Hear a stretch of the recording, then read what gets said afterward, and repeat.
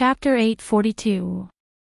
Master Bing's wisdom, he got it because he offended Lin Yi. What does that mean? Did Lin Yi create his illness for him? Yao Wang held a grudge against Lin Yi. He always thought that if he claimed to be the second best in the world of medicine, no one would dare to claim to be the first.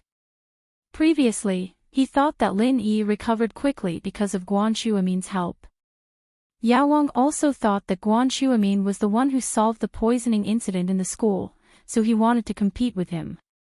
But after Li Dilei's incident, Yao Wang realized that it wasn't what he thought. Lin Yi was the hidden medical master behind the scenes.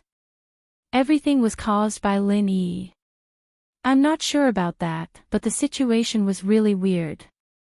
Sihua recounted the situation, his hair standing on end.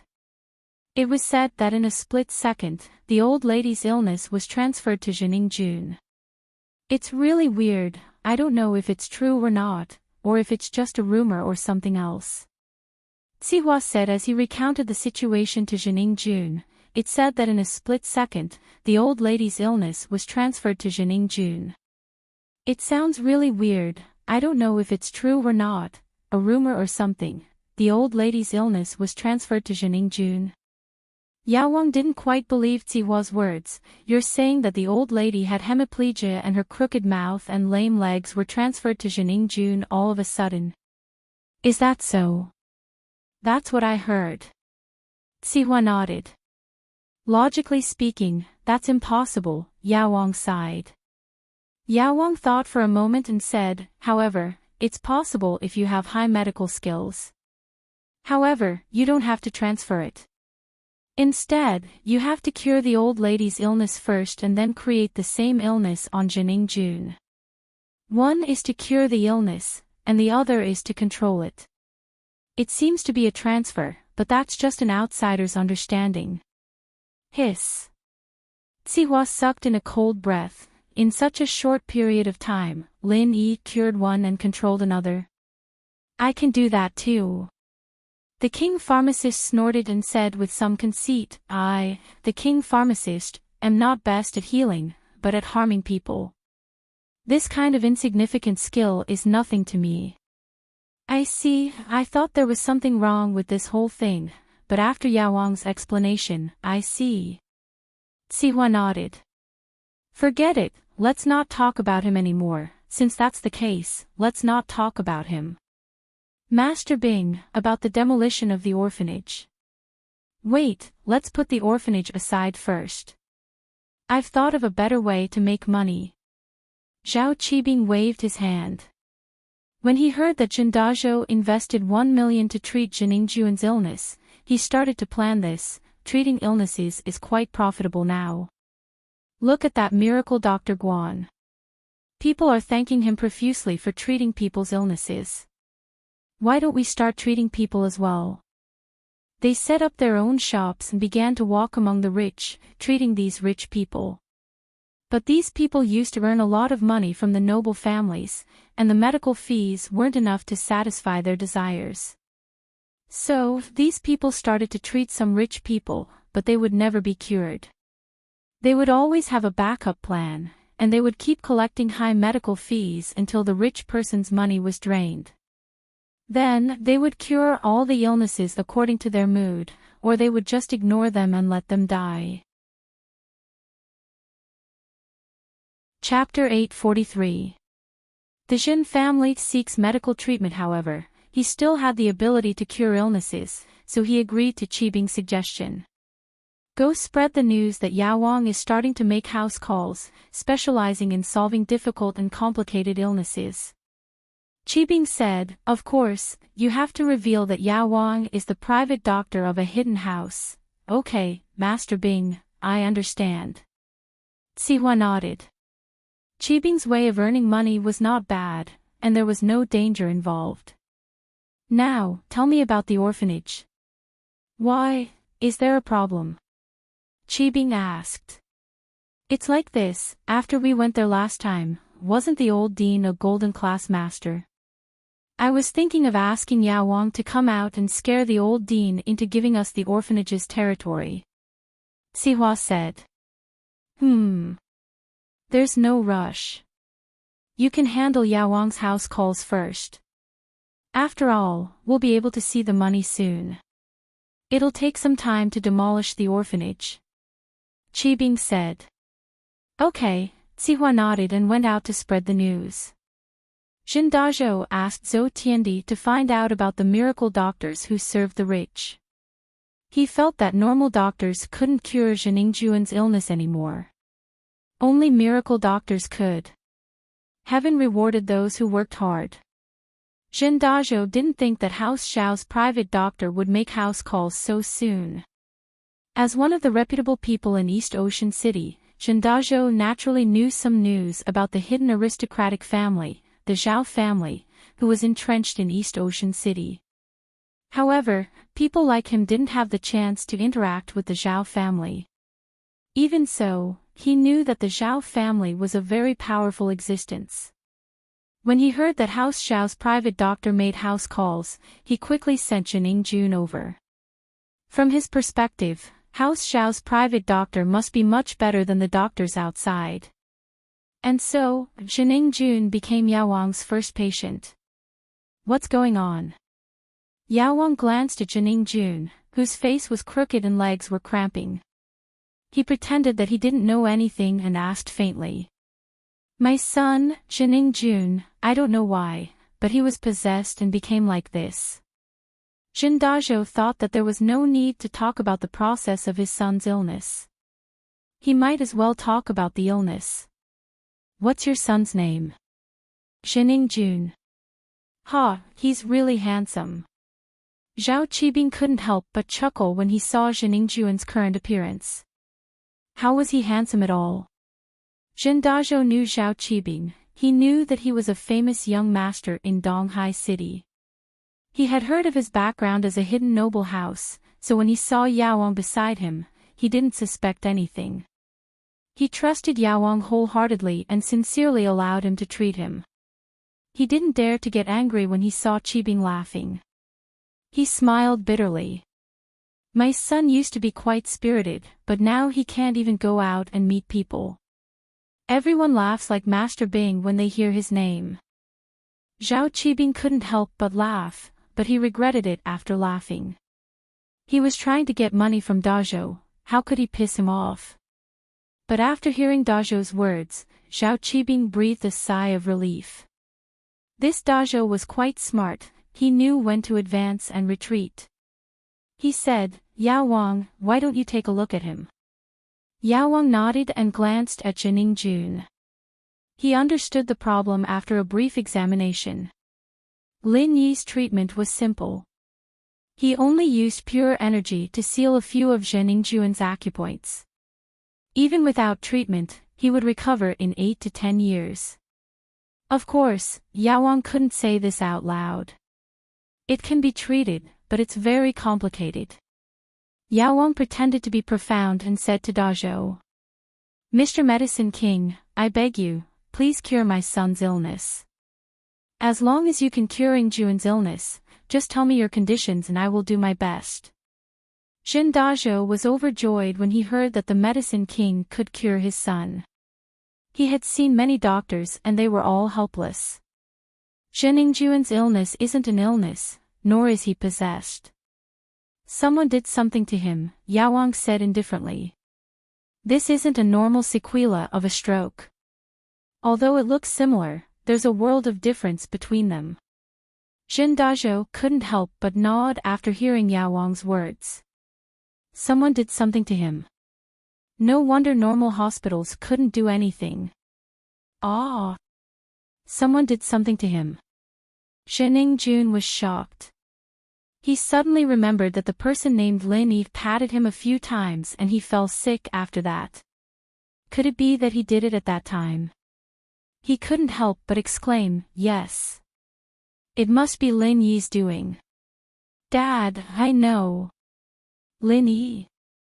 Yao Wang pretended to be surprised after hearing Lin Yi's name. What did you say? Lin Yi did something to you? Yes. What's wrong? Zhening Jun froze. Yao Wang, do you know this person named Lin Yi? Jin Dazhou didn't think that his son had been tampered with because it sounded a little unbelievable, so when his son talked about the process, Jin Dazhou didn't pay much attention. But now that Yao Wang said that his son was done to him and that he knew the person his son suspected, he couldn't help but ask. Of course I know him. Yao Wang nodded. This Lin Yi is a medical expert. He's good at saving people, but he's also good at harming people. How could I not know him? Ah. Fuck, so it was Lin Yi's doing. I'm going to kill him. Jining Jun was furious after knowing the truth. Zhao Qibing sneered at the side. You want to kill him? Who do you think you are? I wanted Lin Yi dead for a long time, but now my leg is broken, Uncle Zhu is bedridden, the building collapsed, I lost money, but Lin Yi is still alive and kicking. But Zhao Qibing didn't say it. He didn't mind the father and son of Jining Jun looking for trouble with Lin Yi. Even if they couldn't kill Lin Yi, it was good to make Lin Yi suffer. Jin Dazhou coughed and glared at his son. Even if you want to take revenge, you have to wait until you're better. Can't you tell which is more important? Jin Dazhou stopped his son and turned to Yao Wang. Yao Wang, between you and that Lin Yi, who's more powerful? Humph, I can cure the illness he created. Who do you think is more powerful? Yao Wang didn't answer the question directly. Chapter 844. The treatment gets worse, sure, but I can tell you the theory behind it, Yao Wang said. You've heard of pure energy, right? Other than us ordinary people, there are some practitioners who can use pure energy. Of course I've heard of it. My relative is also a mystic division master. Jin Dazhou nodded, but it was more or less an exaggeration. That mystic division master wasn't his relative at all, but someone he hired to deal with an enemy. It was just a relationship of interest. Oh, it's easy now that you've heard of it.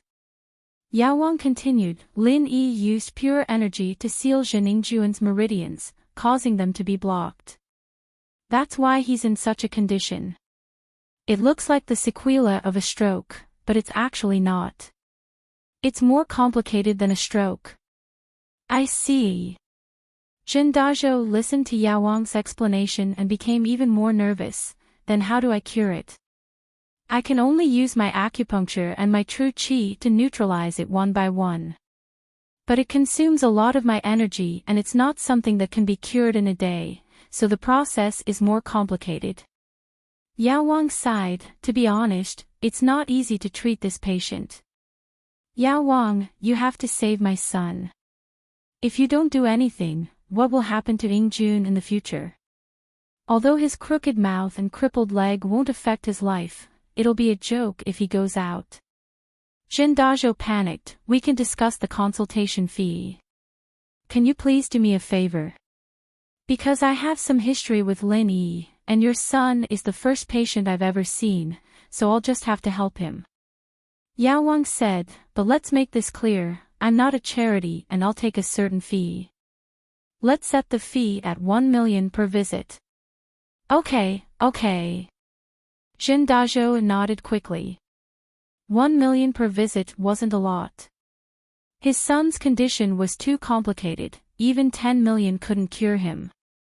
Alright, since you've agreed, I'll transfer the Jinqi in your son's body today. I'll transfer it from his legs to his hands, and from his mouth to his ears. This way, one of his ears will be crooked, and one of his hands will be useless. On the surface, he'll look like a normal person. As for your ears and hands, I will slowly dissolve them for you. Medicine King said. Alright, that would be great. When Jin Dazhou heard this, he realized that it was possible to transfer his true qi. After transferring it, it wouldn't be too obvious. That was great. His ears and hands could slowly recover in the future. As long as his appearance looked like a normal person, it would be fine. Alright, since you've agreed, I'll start the treatment now. The Yao Wang nodded, took out the silver needles, and prepared to start the treatment. In fact, Lin Yi was only punishing him lightly. Lin Yi didn't want to create a complicated disease, so Yao Wang could easily solve it. Yao Wang's so-called transfer was to heal Zheningjuan's mouth and legs, then use the same method to seal the meridians around his ears and hands.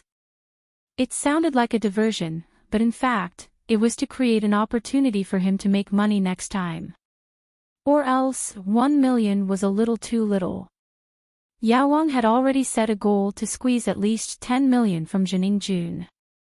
Soon, under Yao Wang's acupuncture, Zheningjuan's mouth and legs returned to normal. However, one of his ears was deaf and one of his hands couldn't feel anything.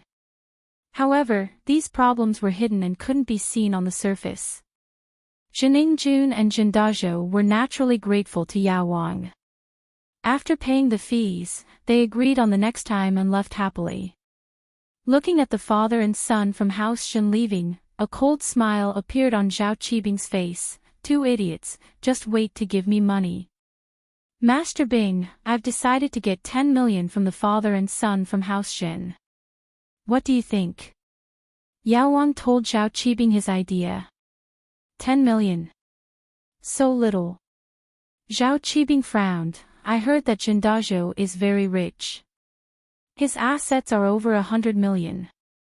You should get at least half of it, right? 50 million. Hiss. Yao Wang was shocked. Master Bing was a ruthless man. He was even more ruthless than him. He thought that 10 million was a lot, but Master Bing asked for 50 million straight away. However, Yao Wang couldn't understand why Zheningjuan's problems were worth 50 million. He couldn't help but ask, "Master Bing, 1 million for one time and 10 times for 10 times, isn't that a lot? Are you stupid?" Zhao Qibing glared at him. "Can't you make more problems when you treat him? This shouldn't be a problem for you, right? Do you need me to teach you this? Zheningjun is a man who enjoys alcohol and women. If you make him impotent, let's see if he'll ask for help with a lot of money. If you're afraid of suspicion, then just do it to Zhendazhou and make that old man's sexual function fail." "I understand, Master Bing." Yao Wang heard Zhao Qibing's words and was enlightened. Even a black-hearted doctor like him wasn't as black-hearted as Master Bing. Master Bing was too black-hearted. Almost all the famous people in Songshan knew that Zheningjun had a strange disease. It caused a huge commotion, and it wasn't a secret that Zhendazhou asked Zhou Tiandi to search for a doctor. However, the news that Zheningjuan's disease was cured by a new Zhao Yao Wang shocked everyone. In the past, everyone in Songshan knew that Guan Shuamin was a miracle doctor. They didn't expect that there would be another Zhao Yao Wang who seemed to be even better than Guan Shuamin. Everyone saw Zheningjuan's condition. His mouth was crooked and his legs were lame. They went to the hospital for a checkup, but there was nothing they could do. However, after Zhao Yao Wang injected a few needles, a miracle happened. Zheningjuan's legs were no longer lame and his mouth was no longer crooked. Zhendazhou didn't want to tell others that he was deaf and couldn't feel his hands. He only said that his son was cured. This way, it was an advertisement for Zhao Yao Wang. In an instant, everyone knew that there was a Zhao Yao Wang in Songshan. His medical skills were incredible and he was even better than Miracle Dr. Guan. As a result, Zhao Yao Wang's fame spread like wildfire. In the future, when the rich and famous people wanted to see a doctor, the first person they thought of was Zhao Yao Wang. After all, Zhao Yao Wang had cured someone before. Zheningjun was indeed alive and kicking now. Chapter 846. Chapter 0845, Hiring a Spokesperson. What does Zhao Qibing want to do? Could it be that he learned how to make money from you? Fatty Lai asked curiously. I'm afraid he lost a lot of money recently. He didn't have the initiative in the slums area, so he probably won't be able to make much money. So, it's understandable that he's thinking of other ways to make money. Lin Yi could guess Xiao Qibing's intentions, that Yao Wang, he does have a way to treat people. This kind of thing has nothing to do with us. Yeah, let's ignore him then. It has nothing to do with us for now. Fatty Lai nodded. No matter how Xiao Qibing acted, as long as he didn't provoke Lin Yi, it wouldn't matter. Lin Yi just laughed it off because there were more important things waiting for him. The first batch of products from Miracle Dr. Guan's medical company was about to hit the market. Let's not talk about him. Didn't you call me here to talk about the product? Lin Yi had a lot of free time these few days. Tang Yun's problem was solved. He didn't know whether Zhong Pingliang and Jiang Wen were discharged or not, and Xiao Qibing had quieted down quite a bit. Zhou Ruoming fawned on Lin Yi even more than when he saw his own father. This made Lin Yi relax for a few days. Other than accompanying Miss and Xu Tuan from school, he would only see Tang Yun during breaks. His days were peaceful and leisurely. This was the life that Lin Yi yearned for.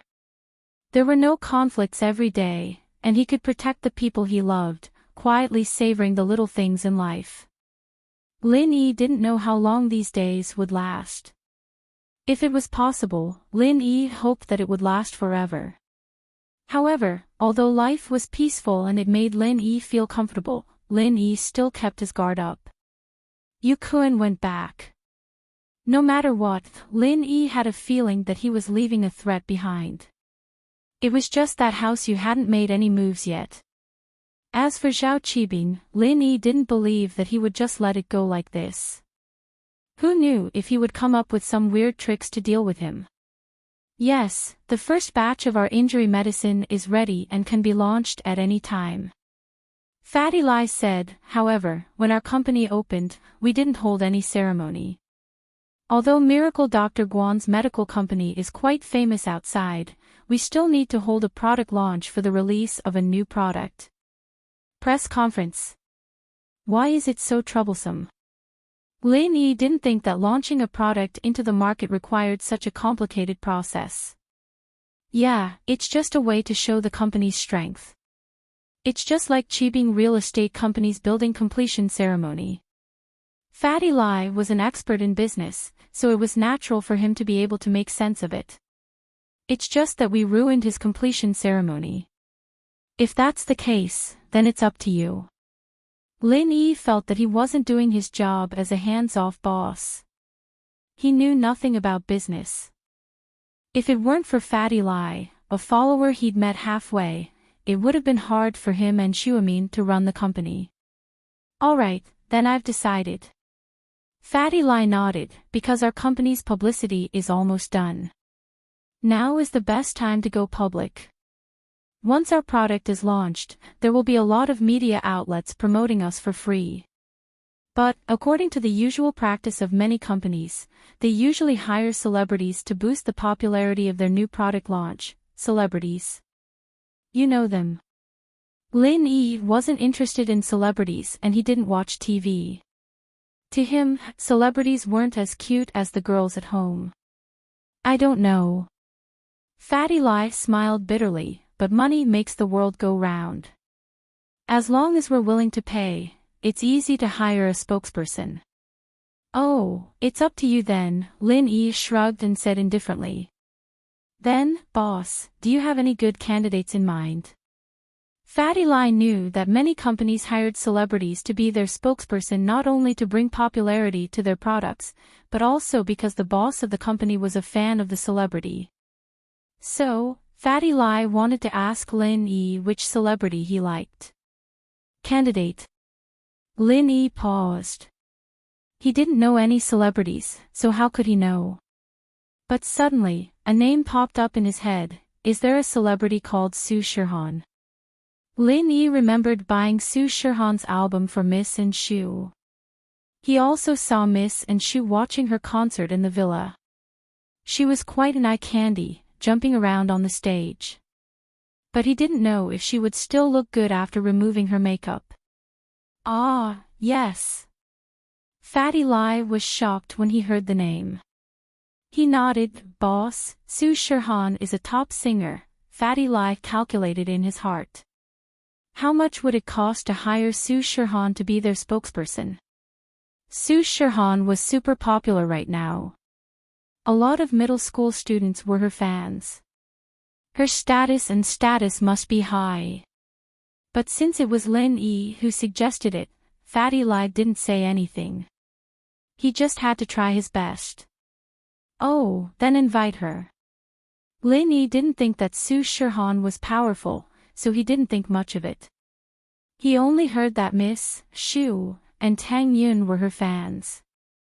Lin Yi just wanted to invite them to have some fun.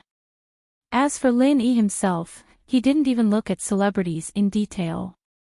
Naturally, he wasn't her fan. Okay, I'll try my best. Fatty Lai nodded and noted it down. Oh right, the boss, are you going to the product launch? Me? I'll pass. Lin Yi shook his head.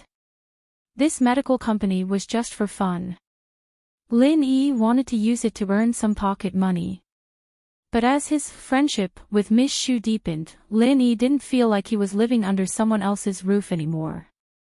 Although, Lin Yi didn't know if it counted as friendship. Anyway, Missy didn't look down on him anymore. Furthermore, Missy was someone who didn't care much about money. So now that the medical company was established, it was a public service. It was impossible to earn money in a short period of time. The price of the medicine was set low, so it could compete with Dr. Kang's golden creation. Fatty Lai knew that Lin Yi always kept a low profile, so he asked before. Since Lin Yi didn't want to participate, he didn't force him. He continued, Boss, about Kong Xiaobo and fun, I've arranged it like this. What do you think? Chapter 847. Company of Swindlers, Kong Xiaobo, I've arranged for him to be the company's intern vice president, mainly in charge of marketing, Fatty Lai said. The current executive vice president in charge of marketing is a friend of mine, and he's only here to help out. With him guiding Kong Xiaobo, I believe it won't take long for him to graduate as an apprentice. Alright, I'll leave it to you. Lin Yi didn't expect Fatty Lai to arrange things so well, and it surprised Lin Yi. As for Xiaofan, I'll arrange for her to work in the quality inspection department, but the position of quality inspection manager is empty at the moment. It won't be too late to arrange for her to be the manager after she gets used to it, Fatty Lai explained. You've thought it through. Lin Yi was a classic example of nepotism, but whether it was Kong Xiaobo or Xiaofan, they wouldn't become arrogant because of this relationship. Although Kong Xiaobo was Lin Yi's follower, wasn't the company's general manager Fatty Lai also Lin Yi's follower? With Kong Xiaobo's grades, he wouldn't be able to get into any university, at most a third-rate one. It wasn't because he didn't study hard, but because Kong Xiaobo wasn't talented enough. He wasn't as smart as the Miss and Yushu, and he didn't have much of a heart. No matter how hard he studied, he could only maintain a below-average standard. Songshan Songshan was a good school, but that didn't mean that every student could get into a famous university. Students like Xiaobo, who weren't good at studying, could get into a better university if they had some connections or money, but those who didn't have any connections or money could only get into a third-rate university. Kong Xiaobo had thought things through a while ago, so he decided to put his studies aside and put his energy into managing the company. He could just get into a third-rate university to pass his time, and when the company had some results, he could study for an MBA or something. It wasn't a bad way out. Evidently, Kong Fu and Kong Mu had thought it through as well. What was the point of studying hard for 10 years? Wasn't it just a good job in the future? Now, he had a job, and it was a deputy general manager. In this day and age, even if you were a PhD student who had returned from abroad, without any experience or connections, it was impossible to give you a deputy general manager position. After Lin Yi left, Fatty Lai started looking for connections. The contact information of the celebrities in the entertainment industry might be a secret to the common people, but it wasn't the same for the rich businessmen. They were always looking for endorsements, and the entertainment companies were more than willing to work with them. Fatty Lai quickly found the entertainment company Su Shirhan belonged to and contacted her manager. Needless to say, the manager of a superstar like Su Shirhan was very arrogant. She picked up the phone and hurriedly asked, "Who are you? What's the matter?" The way she spoke made Fatty Lai frown, but he still said patiently, "Hello, I'm from a company, and I want to cooperate with Miss Su Shirhan." The manager's tone softened a little after hearing that Fatty Lai was from a company, but it was still cold. "Which company are you from? What kind of strength? Why would he want to collaborate with Miss Su? Are you attending an event or endorsing a product?" The manager couldn't be blamed for being cold. There were a lot of people calling to harass Su Shirhan, and the manager couldn't be more annoyed every day. Before confirming the identity of the person calling, she couldn't let her guard down. "Hello, I'm the CEO of Miracle Dr. Guan's medical company, Lai Changyi. I'm looking for Miss Su Shirhan to endorse our company's product, and also to attend a new product launch." Fatty Lai could see that the manager was a straightforward person, so he didn't waste any time and said his purpose directly. "Miracle Dr. Guan's medical company." The manager was startled and asked, "Is it Guan Shuamin's company?"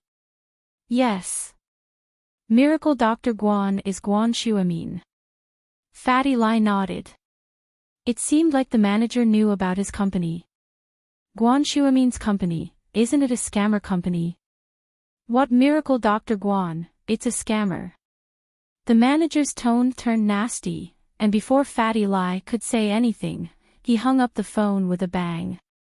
Do. Fatty Lai looked at the phone and didn't know if he should laugh or cry. How did Guan Shuamin become a scammer? His own company, how did it become a scammer company? When did he offend Su Shirhan's manager? "Wang sis, why are you talking so loudly? Why are you calling him a scammer?" A heavenly voice sounded from behind Sister Wang.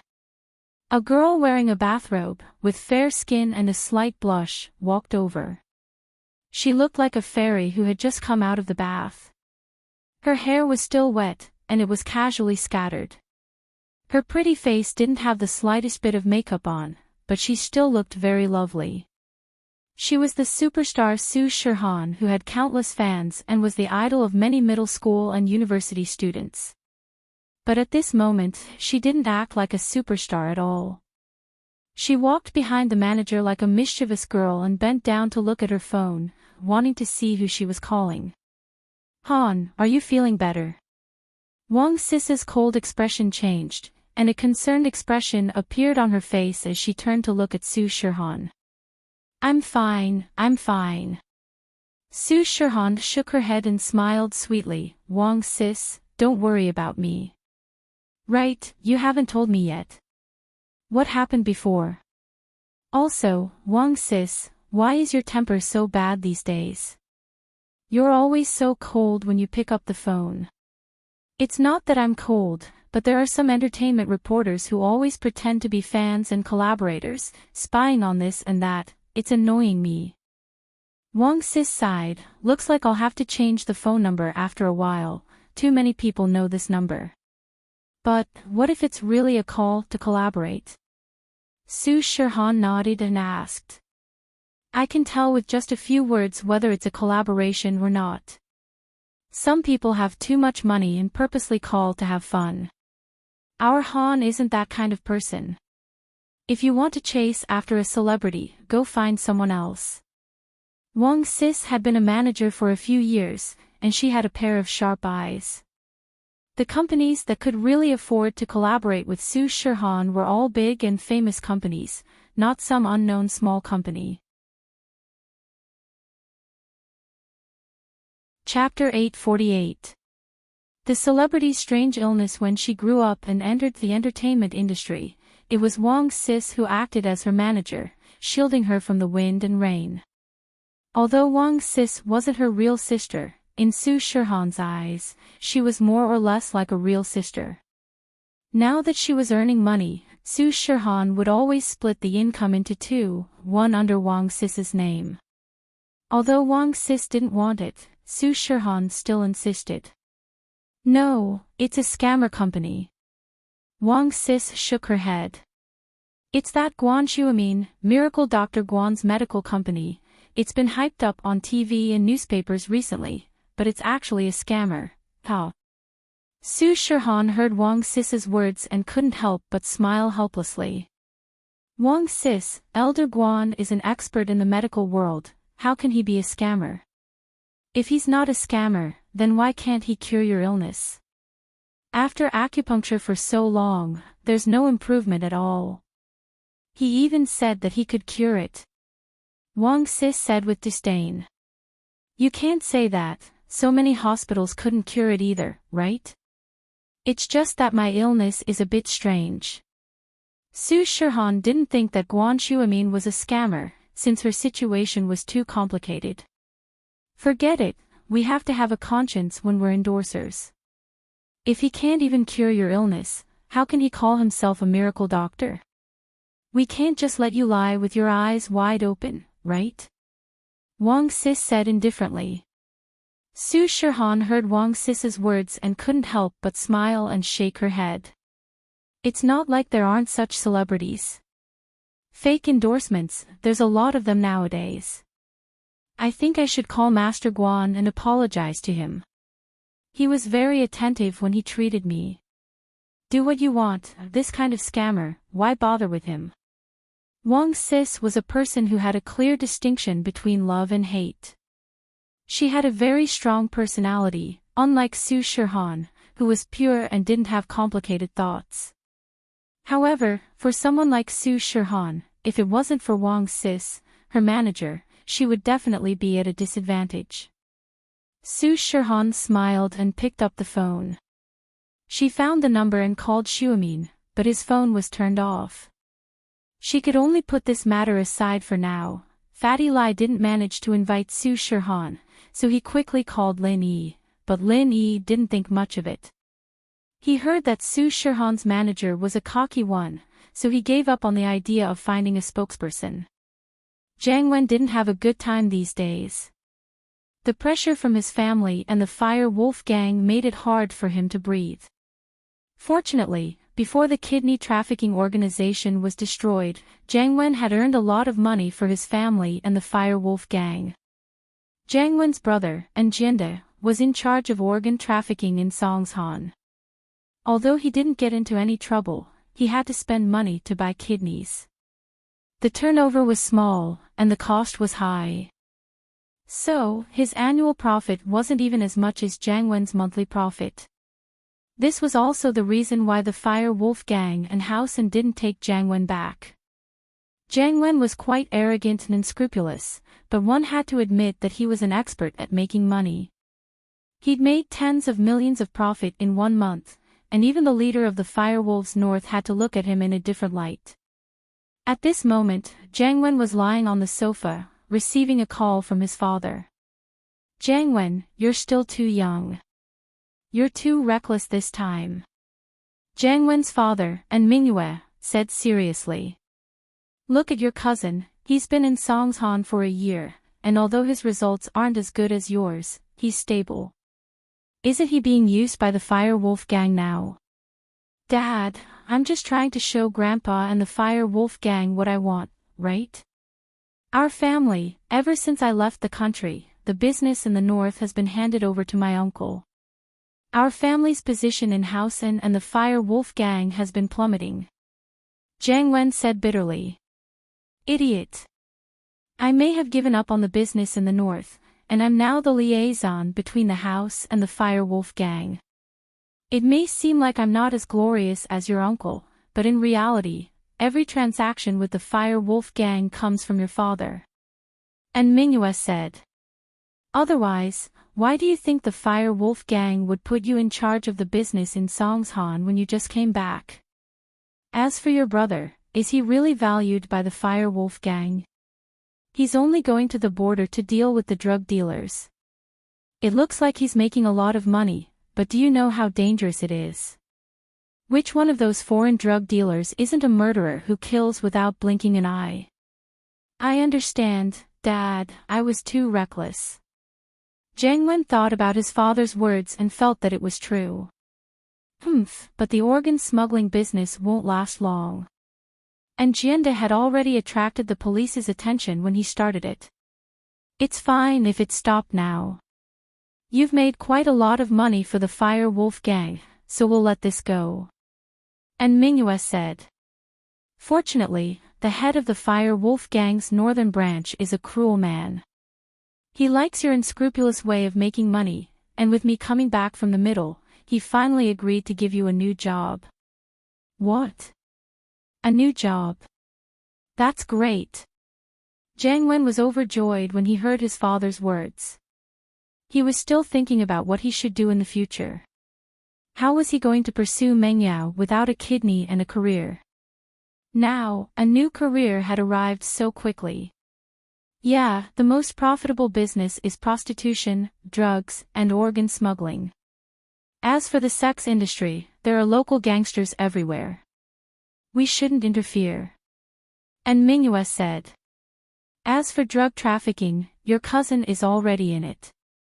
What you need to do now is gambling. Oh.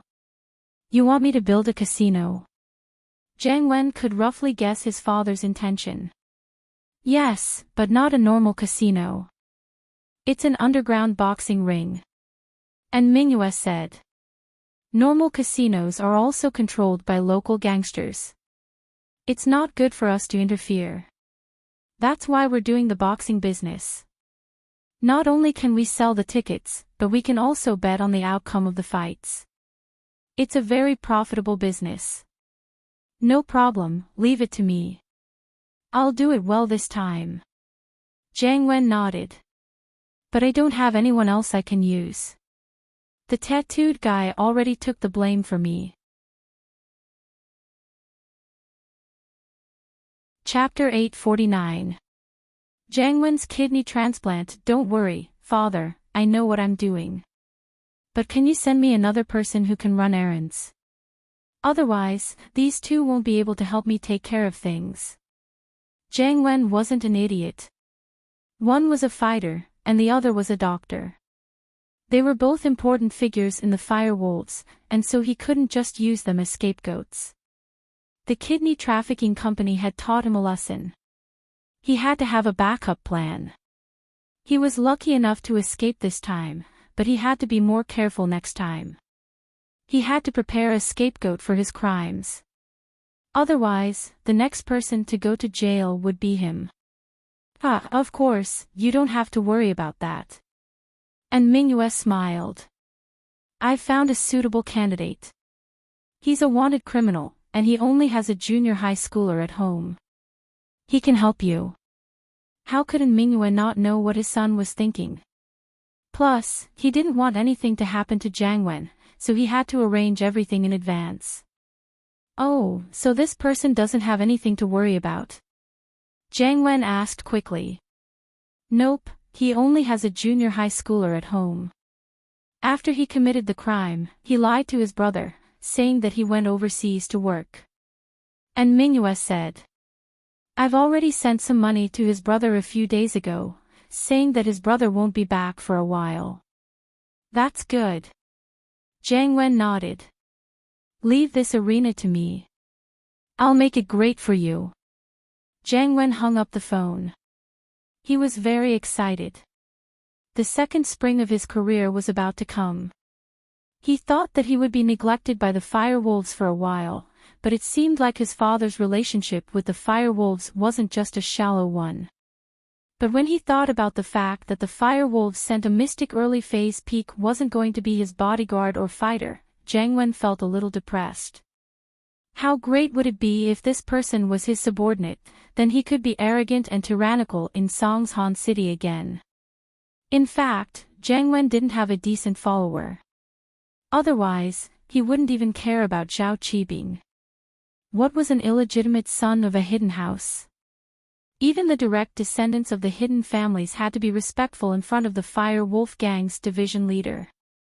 This was also why Jiang Wen didn't give Qibing any face. Qibing knew that Jiang Wen had the fire wolves behind him, so he didn't dare to act recklessly. However, the secrets of the fire wolves were only known to those who stood at a certain level. Zhao Qibing knew a thing or two about them and knew that the fire wolves were not to be messed with. Sihua, on the other hand, had no idea how strong the fire wolves were. Right now, Jiang Wen felt that all he needed was a kidney, and he'd be able to regain his glory. Now that he had a career and powerful subordinates, all he had to do was install a kidney and he would once again be one of Songshan's 4 young masters. Jiang Wen hung up his father's call and was about to call Pinliang, but Pinliang's call came in before he could make the call. Jiang Wen picked it up quickly. "Hello. Brother Pinliang. How was it? Are the results out yet?" "Hey, we're out." Pinliang pretended to be in pain and said worriedly, "It really isn't a match, my kidney, Pinliang bro, I'm sorry for your loss. I'll get you a good kidney for sure." "Look, is your kidney?" Jiang Wen asked carefully. "Yeah, since it's yours, I'll have to return it to its rightful owner." Pinliang sighed. "And bro, you can't forget me in the future. You have to get me a good kidney." "Of course. When do you think we should do the surgery?" Jiang Wen was worried that something might happen if something went wrong. "The sooner the better. There's no rush, right? My body's been through a couple of surgeries, and I'm still very weak. I need to nourish my body before the surgery, right?" Pinliang said, troubled.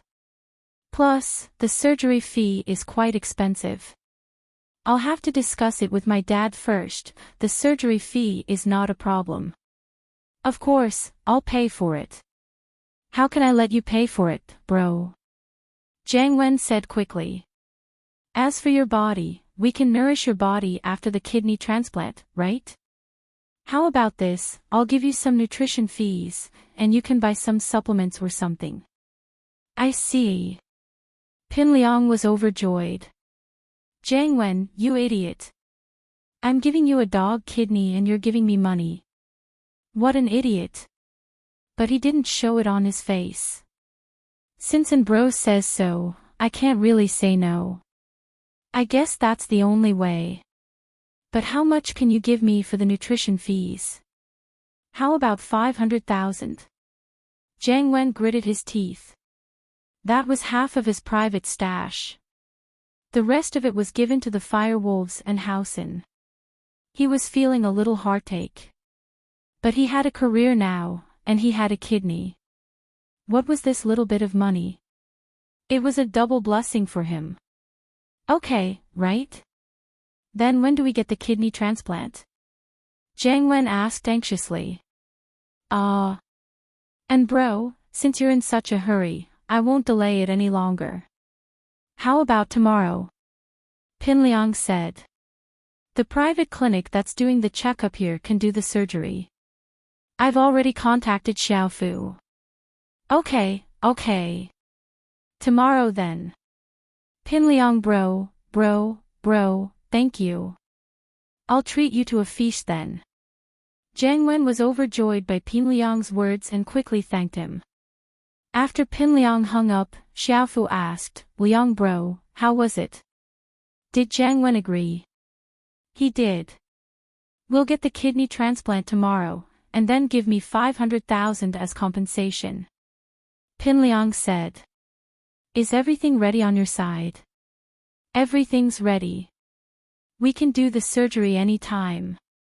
Gao Xiaofu cackled and said, "Brother Liang, I've also prepared a mad dog. I bought a mad dog from the dog hunting team. This mad dog is really hard to catch. Ha ha ha, we'll get that Jiang Wen a mad dog kidney. We'll play him to death.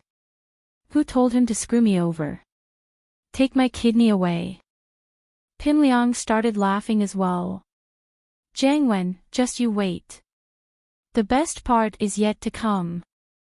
When Zhang Naipeo comes down from the mountain, it'll be your death. That's true. When Gunslinger comes out, no one will be able to fight him. Xiaofu said with anticipation. Liang bro, when do you think we can go see Naipeo? Chapter 850. You Xiaoka, are you depressed? I know that. Xiaofu nodded. The two of them had grown up amidst great joys and sorrows. How childish were they when they thought back to what they'd done. But how many people hadn't been childish before in their lives? How many people hadn't grown up amidst failure? Pinliang and Xiaofu's thoughts had deepened, and they no longer showed their hatred on their faces and fought their enemies head-on. They now knew how to use schemes and strategies. The next morning, Pinliang and Xiaofu arrived at the private clinic they'd agreed on earlier. This clinic was under Zihua's jurisdiction, and Xiaofu was able to easily reach an agreement with the doctors here using Zihua's name. Zhang Wen thought that it'd be hard for a normal clinic to complete a kidney transplant, but after seeing the size of this clinic, he let go of that worry. This clinic wasn't small at all, and they could even perform appendectomies and cholecystectomies. A kidney transplant shouldn't be a problem at all. Pinliang pretended to sigh as he chatted with Zhang Wen, and with Xiaofu's help, he walked into the surgery room and laid down on the bed. The doctor injected anesthetic into Zhang Wen first, and in order to not arouse Zhang Wen's suspicion, he pretended to inject the anesthetic into Pinliang as well. In fact, Zhang Wen was being very careful this time. He'd removed the wrong kidney last time, so naturally he'd be more careful this time. It wasn't that he thought that Pinliang would lie to him, but he didn't suspect Pinliang at all. Why would Pinliang want a rejected kidney? Since Pinliang had promised to return the kidney to him, Zhang Wen didn't think too much about it. He was just worried about the doctor's skills. After a while, a wave of drowsiness hit him, and Zhang Wen fell asleep. Pinliang, who should have fallen asleep as well, sat up abruptly and got off the bed. He looked at the sleeping Zhang Wen and spat on the ground before calling out to the surgery room. Xiaofu, open the door and let the dog out. All right, Liang bro. Gao Xiaofu pushed a surgical cart over, and on the cart lay a big black dog that had already been anesthetized. Dr. Zhang, sorry to trouble you. Gao Xiaofu said to the chief surgeon with a smile. Don't worry, there won't be any problem. I don't dare to replace a human kidney, but a dog kidney is not a problem. Anyway, it's fine even if it's damaged, right? Dr. Zhang nodded and asked. It's fine if I die, Pinliang said nonchalantly. The rest was left to Dr. Zhang, and Pinliang and Xiaofu left first. Xiaoka was very depressed these days, almost to the point of being depressed. Qibing Real Estate wanted to demolish the orphanage, but before she could think of a good strategy, her source of income was cut off. Recently, the city's anti-theft campaign was in full swing, and Yu Xiaoka realized that there was a plainclothes police patrolling every few steps. She didn't have a chance to make a move. Moreover, committing a crime at a time like this was no different from asking for death. Although what she did wasn't enough for Ling Shan to issue a wanted order for her, who knew if Ling Shan told her subordinates about her appearance? What if she was recognized for being sneaky? However, she had to go out and earn money. The orphanage's expenses were getting higher and higher, and if this continued, they would be running out of money. Xiaoka was depressed and anxious. Xiaoka, what are you doing? You're walking around the house, and I'm getting dizzy, the dean couldn't help but ask when she saw Xiaoka walking around like a headless fly. Master, the police are starting to crack down, I can't go out and work anymore. Xiaoka sighed. I need to think of a way, it seems like I need to spread the news and get a few big deals. Lin Yi sighed and said. Xiaoka, it's been hard on you. The dean looked at Xiaoka with heartache. If it wasn't for the fact that I can't show my face in public, I really want to share some of your burden. You're only 18, and you should be enjoying your youth without any worries, but you have such a heavy burden on you every day, master, you're treating me like an outsider. You treat me like a daughter, and I share your burden. Isn't that what I should do? Xiaoke didn't think that she was suffering much. It had been so many years, and she was used to it. Now, all she wanted was to earn money so that the children in the orphanage could live a good life. Xiaoke, you're not young anymore, right? One of my biggest wishes is for you to marry into a good family, get rid of your current hard life, and live a happy life. The dean looked at Xiaoke and suddenly said. Me? Marry? Ha, master, don't joke with me. Xiaoke shook her head, who dares to marry me? I'm a female thief, who dares to marry me? That's not important. If you don't say it yourself, who would know? The dean didn't mind, just change a place and hide your name, change a place and hide my name. No way. What about the children in the orphanage? How can I leave them alone? Xiaoke shook her head, so, whoever marries me has to bear the burden of the orphanage. Ha, who would dare to marry me? Even if I'm as beautiful as a goddess, it's impossible, right?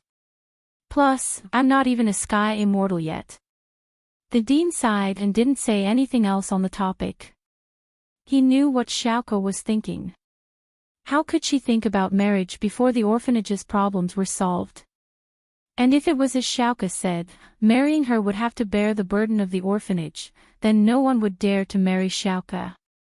Xiaoke was pretty, but she was used to playing around outside, and she was a female thief. Which rich family would want a girl like that? If it was a small family, who would be able to bear the burden of such a huge orphanage?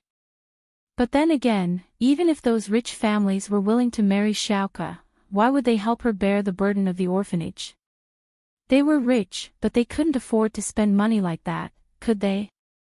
The orphanage's expenses went up to $1 million a year. How expensive were things nowadays? Chapter 851. House Kang's urging, what else can we do? We have to try, right? At least our sex Qinggong is good, and we're good at mechanisms. We're better than them. Yu Xiaoke said proudly. Last time, I helped them rob tombs. If it wasn't for me, they'd be dead already, just be careful. The dean knew that Yu Xiaoke had made up her mind, so he didn't try to persuade her anymore. The orphanage couldn't lose its income, or else it wouldn't be able to survive. Yu Xiaoke posted a mission on the Thief's Door's website and waited for people to accept it. But normally, once a mission was issued, there wouldn't be people looking for it immediately. So during this time, Yu Xiaoke decided to do something. After thinking about it, she felt that she didn't have any skills. The only thing she could think of was to sell flowers in front of the hospital. The risk was low, and she could still make a profit. After thinking about it, she brought Xiao Ken and the older kids to the wholesale market to buy some flowers. They started selling flowers in front of the first public hospital.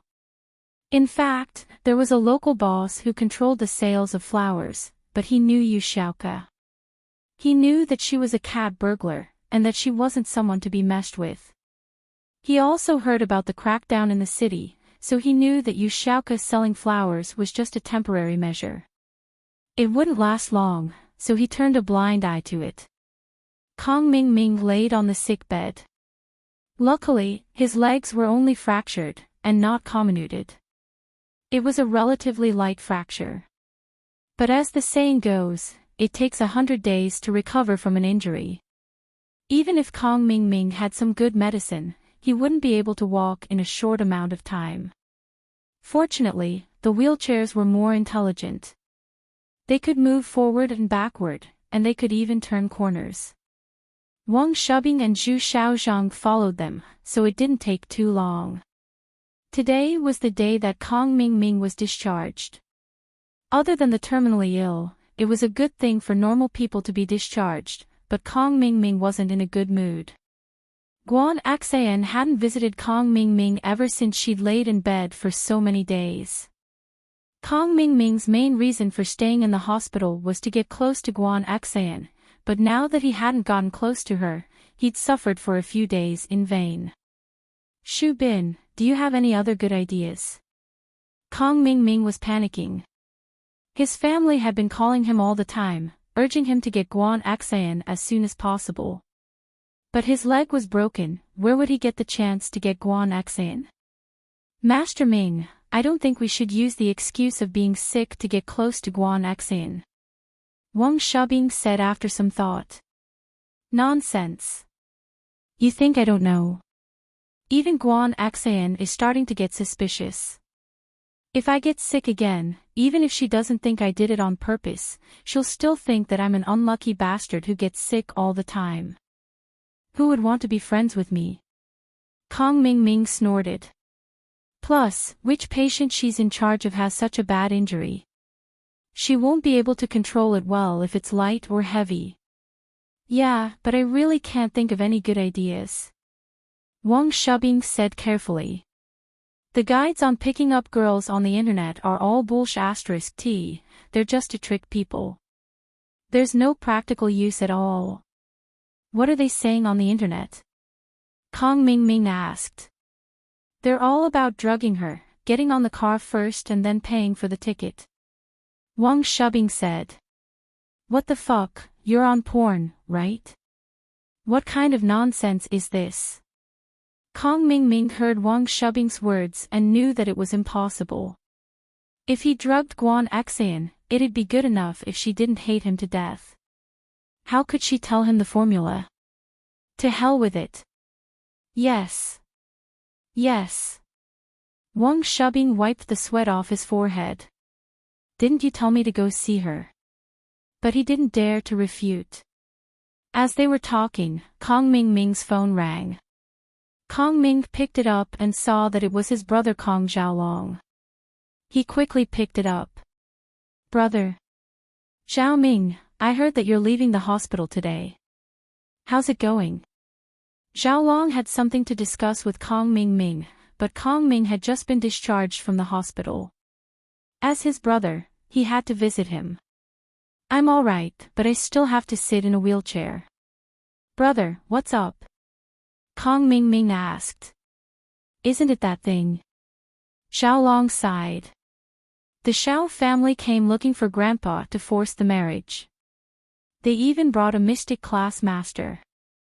Motherfucker, are they trying to scare us? That's why you need to hurry up and get Guan Xan to give us the prescription. No matter what you do, you have to get it done as soon as possible.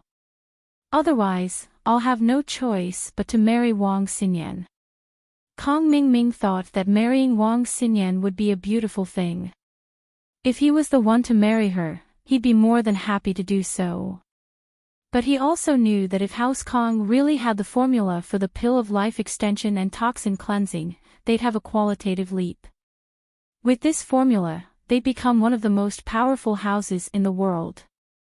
Although the aristocratic families that had consumed the pill of life extension and toxin cleansing didn't publicly announce the effects of the pill, they had secretly sent people to the Kong family to inquire if they had any intention of selling the pill of life extension and toxin cleansing they had purchased at the auction. If they could, they would offer a reasonable price. Reasonable price. House Kong had already spent more than 400 million on the pill of life extension and toxin cleansing. Wouldn't a reasonable price be more than 400 million? It was unimaginable. But Kong Mingming knew that even if they spent 500 million, it would still be worth it to some of the older members of the big houses or even the hidden houses. One pill could extend one's lifespan by 10 years. That was money for life. It was worth it no matter how much it cost. Plus, Kong Mingming had experienced the effects of the pill of life extension and toxin cleansing firsthand, and he was still benefiting from it. His cold from before, and now that he'd been smashed by the house, had healed rather quickly. It was all thanks to the changes in his body. If it were the old Kong Mingming, with his weak kidneys, he'd be lying in the hospital a long time ago. As a result, once House Kong got the formula and refined the pill of life extension and toxin cleansing, wouldn't all the other houses have to give them some face? At that time, the Kong family would be promoted to an aristocratic family, and that would be a matter of course. "I'll hurry," Kong Ming said. "But we can't rush this, right?"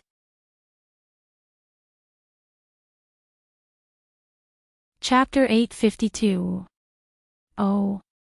Injury medicine formula. Raw material supply. Raw material supply. What do we need that for? Kong Ming didn't understand what Xiaolong wanted. If we find out that their formula is the same as our golden creation, we can sue them for patent infringement. Xiaolong said, as for the raw material supply, we can contact them and ask them to sell all their raw materials to us.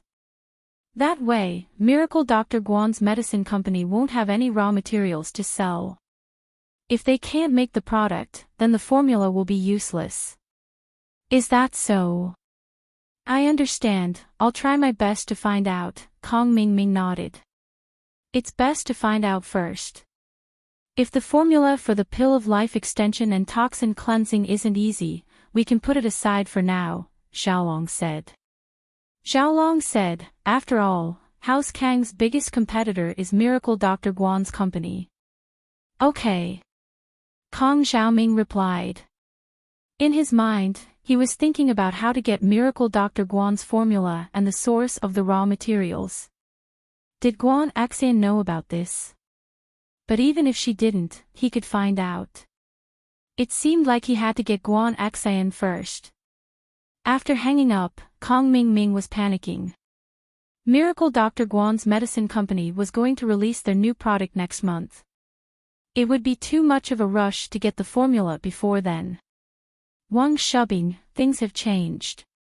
We have to get Guan Axian as soon as possible.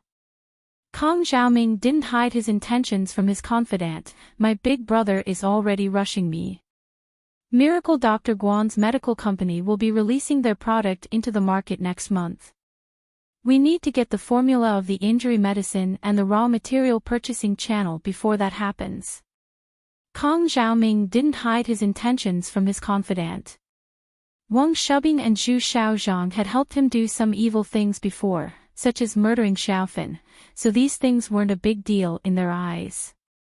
Master Ming, that's going to be a bit difficult. Guan Axian's a pure and innocent girl with a strong sense of self-defense. With her family background, she won't be easily tempted by money. That's why our methods of picking up girls like they're dirt aren't going to work. Wang Shubin frowned and sighed. Guan Axian is a girl from a wealthy family, she likes romantic love, but we don't have much to be romantic about. Romantic. Damn it, I didn't know what romance was 10 years ago. Whenever I saw a pretty girl I would throw money at her. Kong Ming said fiercely, but I don't care. Think of a romantic way for me right now. I need to finish Guan Axian as soon as possible, there's no time. This. Wang Shubing was speechless. Where could he go to find romance at this time? However, since it was Kong Ming's order, he could not disobey it. He could only think hard. Even though Zhu Xiaozhang wasn't named by Kong Ming, there was no guarantee that Kong Ming would ask him. So he didn't dare delay. While Wang Shubin was thinking, Zhu Xiaozhang was also thinking of a solution. You three, why are you standing in the middle of the hospital's entrance? Do you want to die?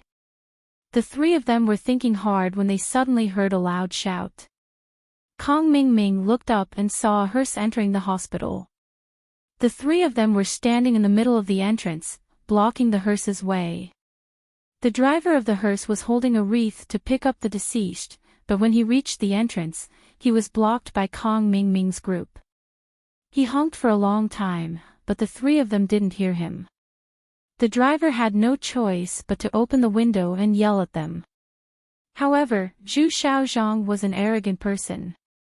He was usually as domineering as a crab, but when he heard someone scolding him, he immediately became angry. He glared at the hearse driver and cursed, "Who are you calling courting death? You old bastard, you don't want to live anymore, do you?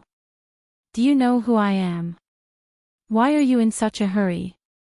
Do you want to die?"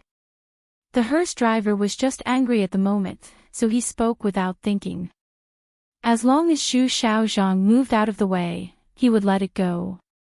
However, when he saw Zhu Xiaozhang's arrogance, blocking the road and still speaking reasonably, he became angry.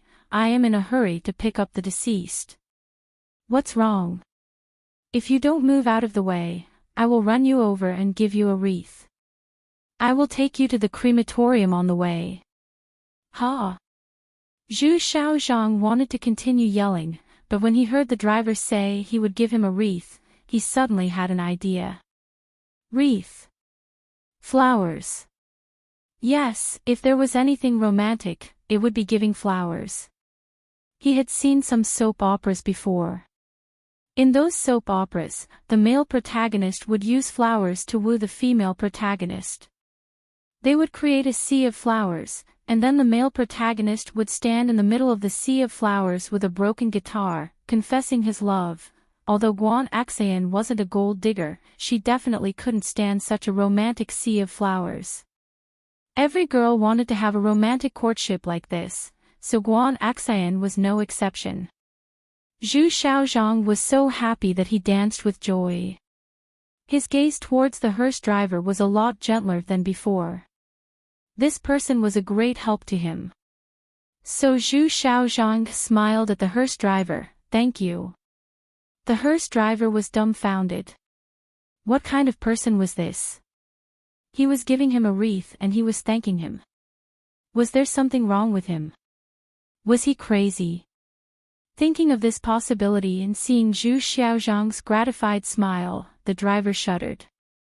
He suddenly remembered that this was a hospital. Could this person in front of him be a mental patient?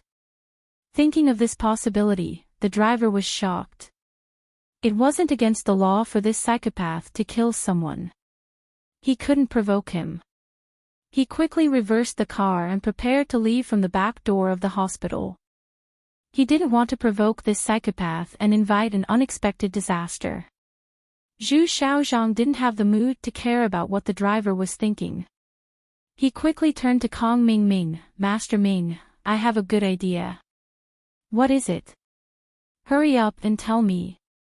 Kong Ming asked impatiently. "It's like this, we can use the flower sea tactic." Wang Shubing said, "Master Ming, we can buy a bunch of flowers and place them in the courtyard of the hospital. Then you can confess to Guan Axayan in front of everyone. How romantic would that be? When Guan Axayan is touched, she might give you a chance." "Oh. Will that work?" Kong Xiaoming listened to Wang Shubin's plan and felt that it was feasible. He couldn't help but feel moved.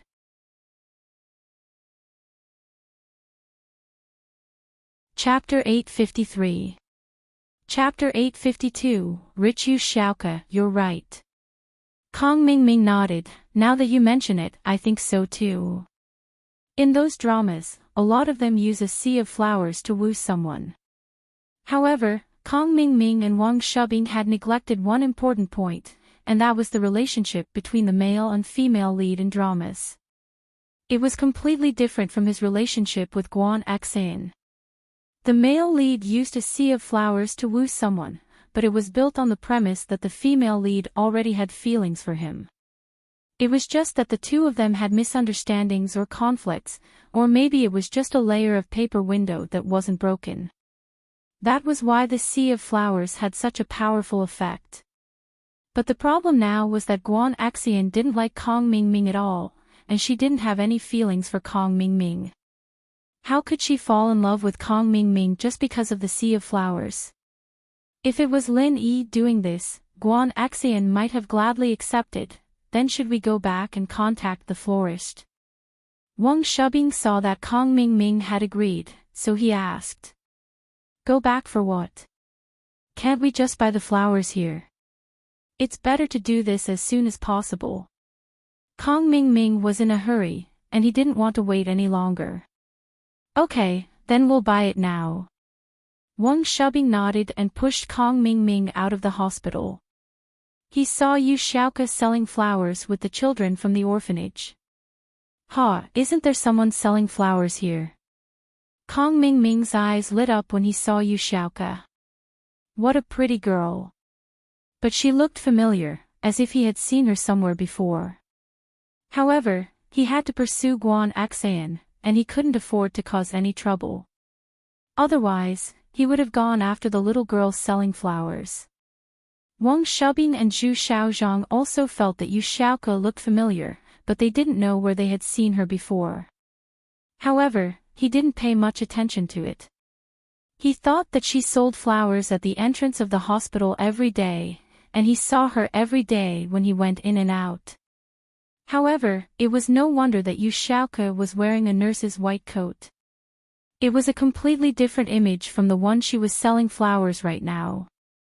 That was why Kong Xiaoming, Zhu Xiaozhang, and Wang Shubing didn't recognize her as the nurse who tricked them and sent them to the morgue. However, Kong Ming Ming, Wang Shubin, and Zhu Xiaozhang didn't recognize Xiaoke, but she did. As a qualified cat burglar, Xiaoke's eyesight was quite good. She recognized the 3 fat sheep with one look, but when she saw them walking towards her, she felt a little guilty.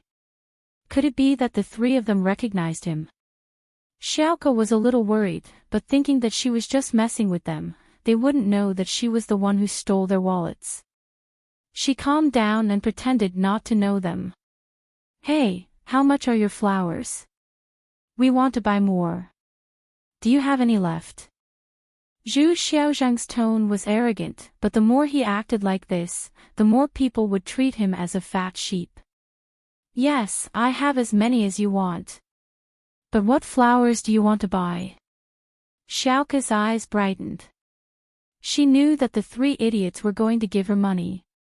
We want roses. How many do you have? The ones you have aren't enough for anything. Zhu Xiaozhang said impatiently. Roses are 3 yuan each. I have as many as you want. If you don't have enough, you can plant them now, Xiaoke said. Zhu Xiaozhang felt that Xiaoke wasn't reliable after hearing her **t. He wanted to ask the flower shop nearby, but he heard Kong Ming Ming say something. Your words are quite interesting. Kong Ming Ming laughed, then I'll buy them from you.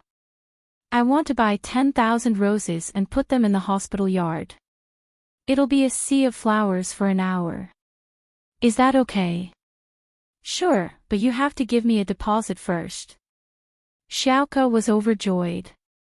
She didn't expect to meet an idiot like this on her first day of selling flowers. He didn't even ask for the price and ordered 10,000 roses. 3 kuai was only the retail price of a single rose. She could buy 10 of them at a cheaper price, and she could even get the packaging for free. Deposit is not a problem, but I can't give you much. 10,000. I'll give you the rest after you get the flowers. Kong Xiaoming said. In his eyes, 10,000 kuai wasn't much, not to mention that he had just gotten some money from Sihua. He was quite generous. Xiaoke almost laughed out loud after hearing Kong Ming Ming's words. 10,000. 10,000 roses didn't even cost 10,000 RMB. Currently, the price of roses in Songshan City's flower wholesale market was 50 cents, but if the quantity was large, it could be lowered to 30 cents. So only 3,000 RMB was enough. This idiot gave her 10,000 at once. What a great deal. Xiaoke estimated that she could give them 80 cents if they bargained, but these 3 didn't seem to know the market at all. They didn't bargain and even gave her 10,000 as a deposit. Of course, Xiaoke couldn't show it. She said calmly, okay, give me the deposit and I'll send the flowers to you. Kong Ming Ming and the others didn't expect that they could bargain with the price of the flowers. After all, they saw that Xiaoke was a street flower seller, and she didn't earn much from one flower. Plus, it was only a few kwai. Even Kong Ming Ming felt that it was beneath him to bargain. He was the second young master of House Kong. How could he argue with a few street flower sellers? If word got out, wouldn't people laugh their heads off? Kong Ming Ming sent Zhu Xiaozhang to a nearby ATM to withdraw 10,000 and gave it to Xiaoke. Here's the deposit. If you do well, there's a reward. To Kong Xiaoming, 30 or 20,000 wasn't much, so he promised Xiaoke that if she did a good job, there would be a reward. He wanted her to do a good job for him. Xiaoke's eyes lit up when she heard that there was a reward. She gave Kong Ming Ming some ideas. Boss, who are you welcoming? Is it your girlfriend? Yes, it's my girlfriend. I want to confess to her. Kong Ming Ming was overjoyed when he heard that Guan Xan was his girlfriend. He was in a great mood. He nodded. Why? Is there something? If you're welcoming your girlfriend, do you need me to prepare a sign or something? Xiaoke thought that since she earned so much from him and got a reward, she might as well give him something as well.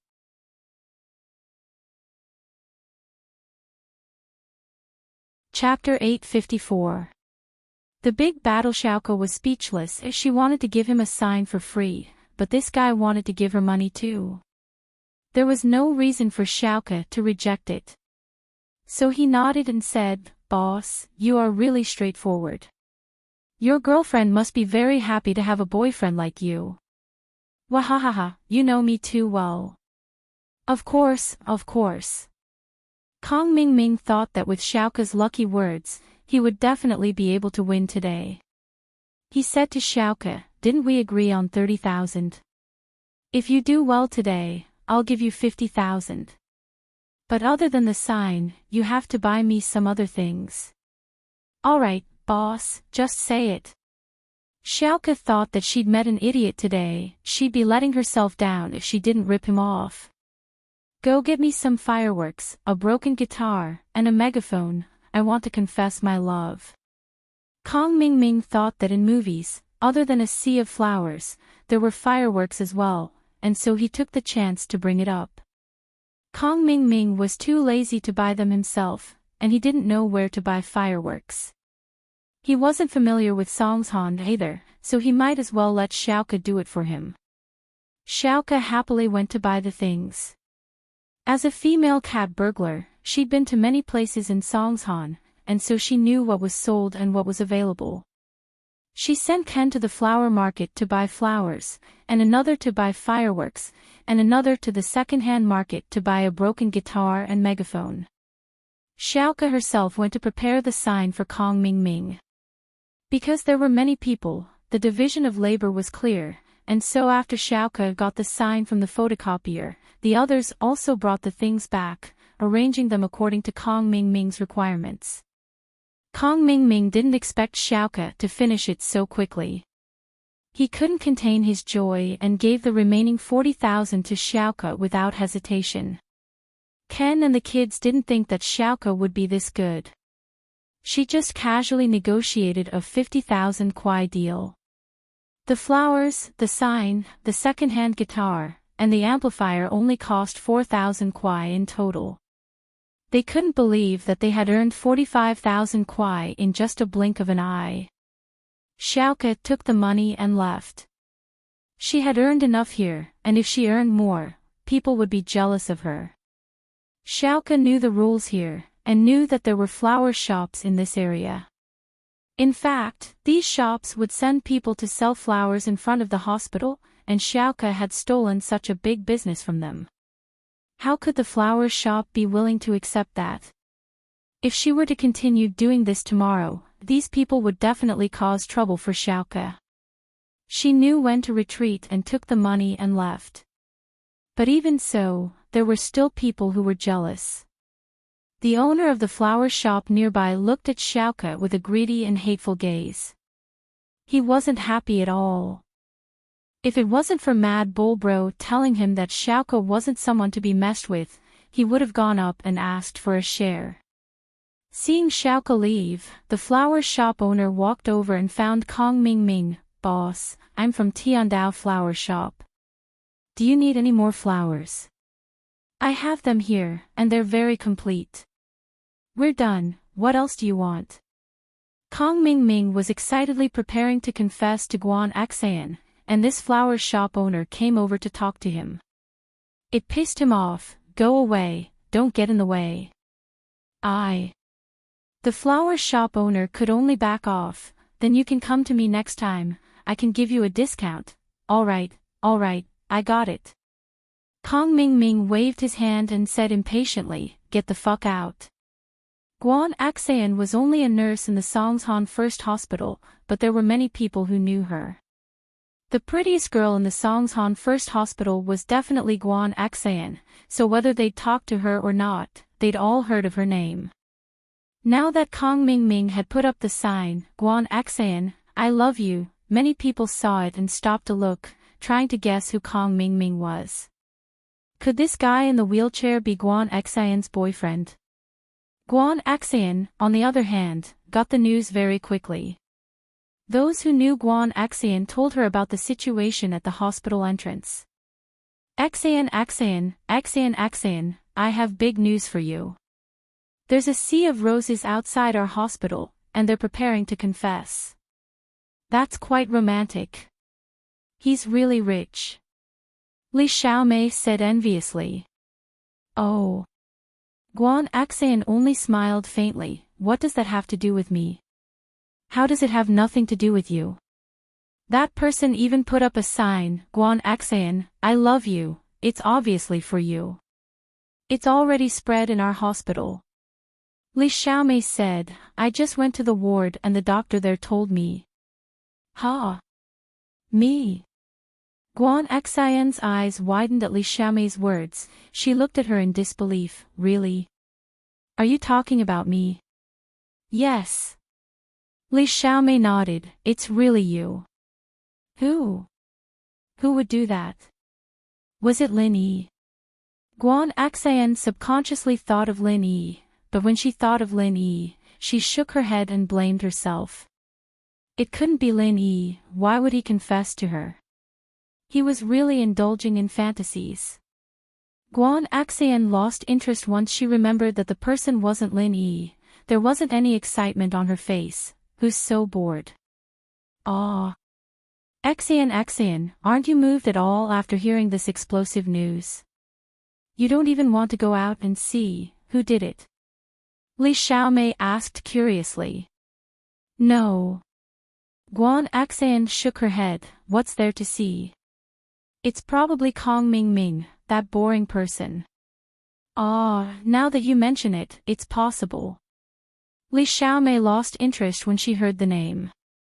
She didn't have any feelings for Kong Mingming, and she also knew Xiaofen through Guan Axan.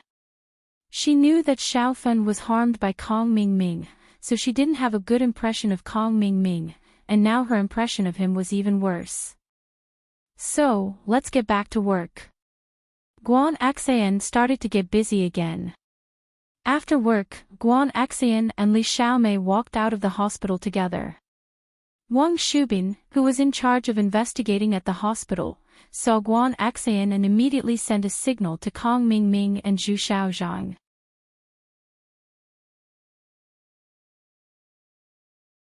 Chapter 855.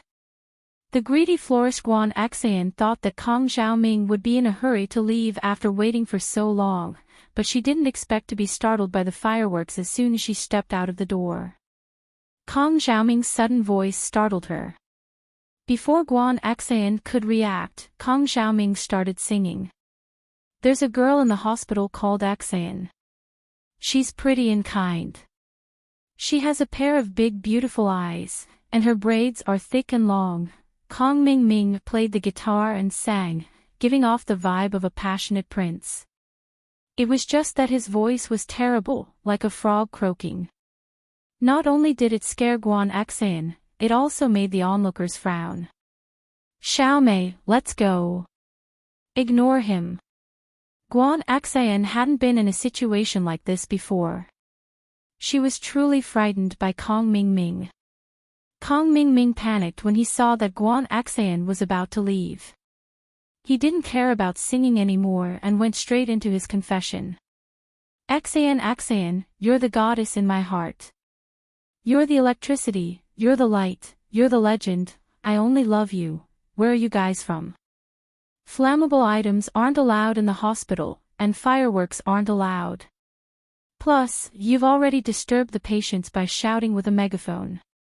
Come with us to the police room for your punishment.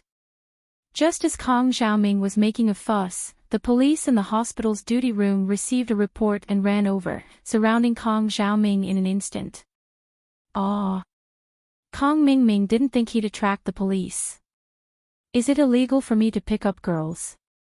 It's not illegal for you to pick up girls, but what you're doing is against the hospital's rules. Come back with us. 2 police officers took Kong Ming Ming away.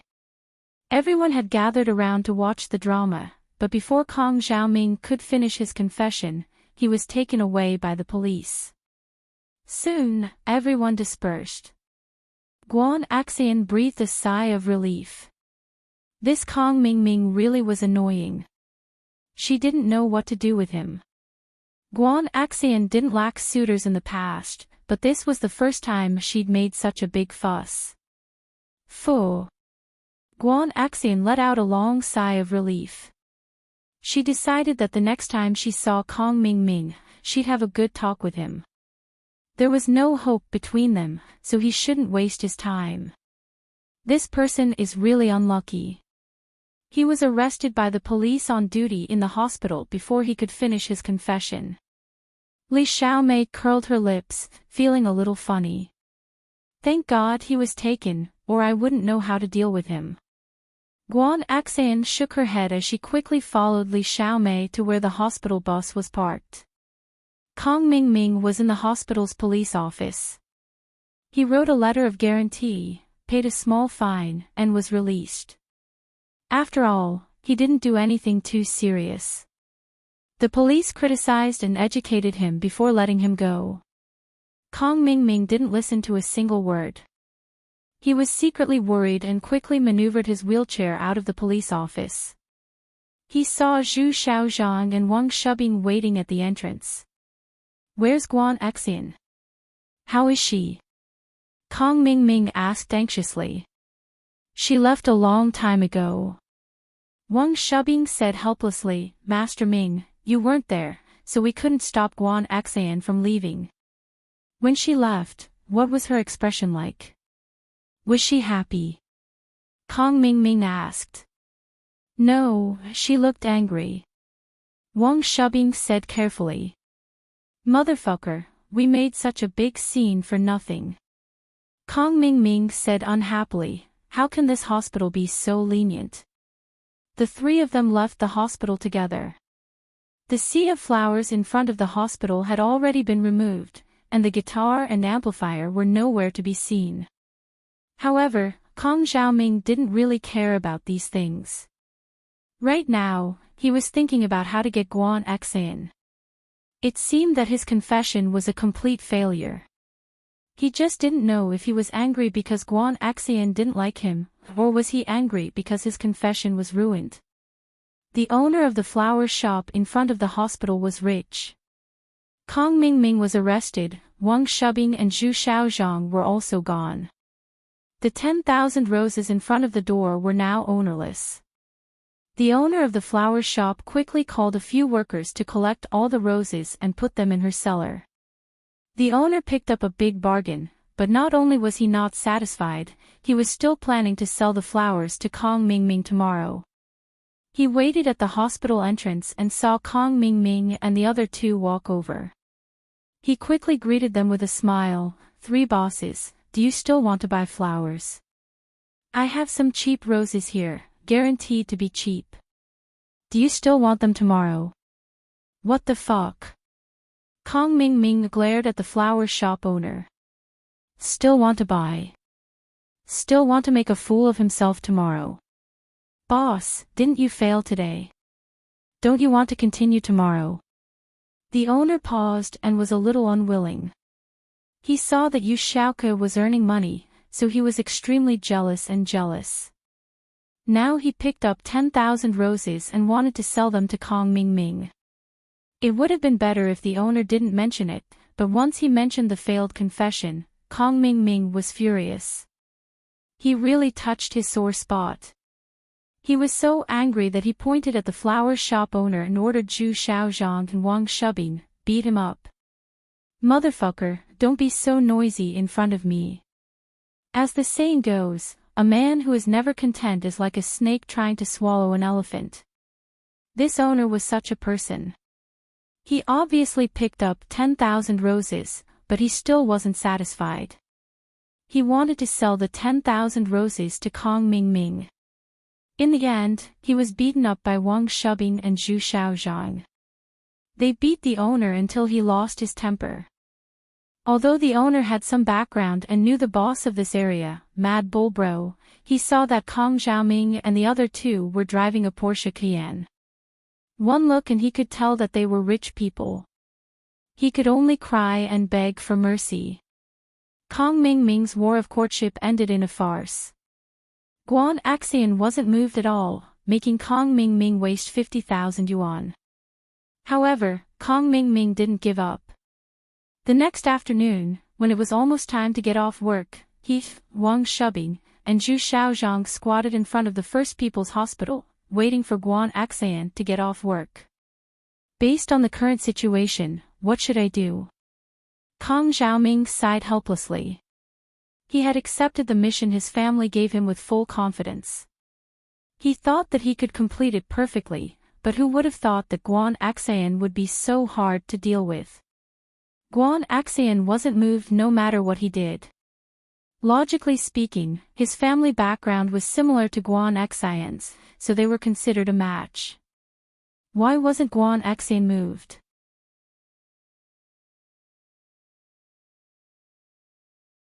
Chapter 856. Guan Axian's father, yesterday was a good opportunity. If we continued, Guan Axian might really be moved and give you a chance. But yesterday's plan failed. We can't use the same plan a second time. Even if we use it, it won't have any effect. So I think we should change our strategy. Aren't you talking nonsense?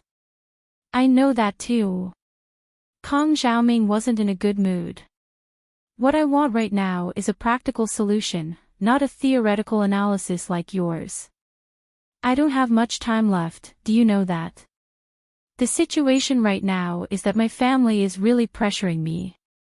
If I really can't get the formula this time, my position in the Kong family will plummet.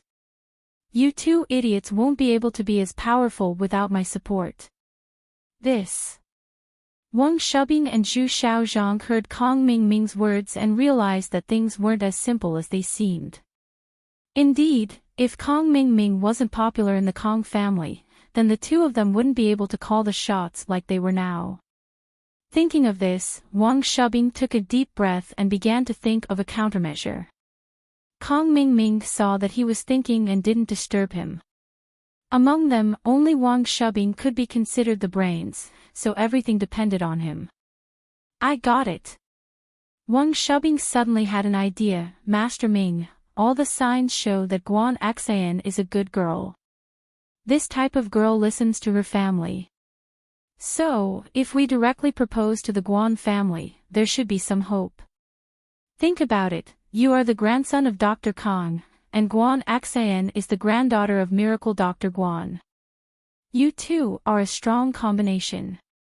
I think Guan Xuemin wouldn't object, right? Your idea might work, but you have to understand that I'm not looking for Guan Axian to marry her. I'm just trying to get Guan Axian's recipe from her. If I can have some fun, then I'll do it. It's fine if I can't, but marriage is out of the question. Kong Xiaoming said. How can I get married if I get the recipe out of her? Plus, even if it's a fake marriage, my grandfather has to step in. I can't be stupid enough to ask for Guan Xuemin's hand. Do you think Guan Xuemin will believe him? Wang Shubing hesitated. Master Ming, why don't you pay her a visit and tell her that you just want to get to know her better? Although it's not a formal proposal, it's still a hint. I'm sure Xuemin won't reject it too much. Wouldn't it be perfectly justifiable for you to approach Guan Xan? That makes sense. Kong Xiaoming nodded. But I'm not familiar with him. I've never met him before. What if he objects to it? I think you're not asking for her hand in marriage, Master Ming. You're just asking to be friends with Guan Xan. I don't think Guan Xuemin would reject you out of respect, would he? As long as he doesn't refuse, we can do it. Wang Shubin continued, of course, if Guan Xuemin strongly disagrees, even if you're with Guan Xan, he will still find a way to separate you two. However, in Donghai City, they relied on Kong Mingming to know a lot of people. They made a phone call and got the information of the car from a friend who worked in the insurance business. Young Master Ming, this car belongs to Mingyang Pharmaceutical Company, Ltd. Zhu Xiaozhang told the result to Kong Mingming. Mingyang Pharmaceutical Company, Ltd. Why does this name sound so familiar? Kong Mingming frowned and muttered the name.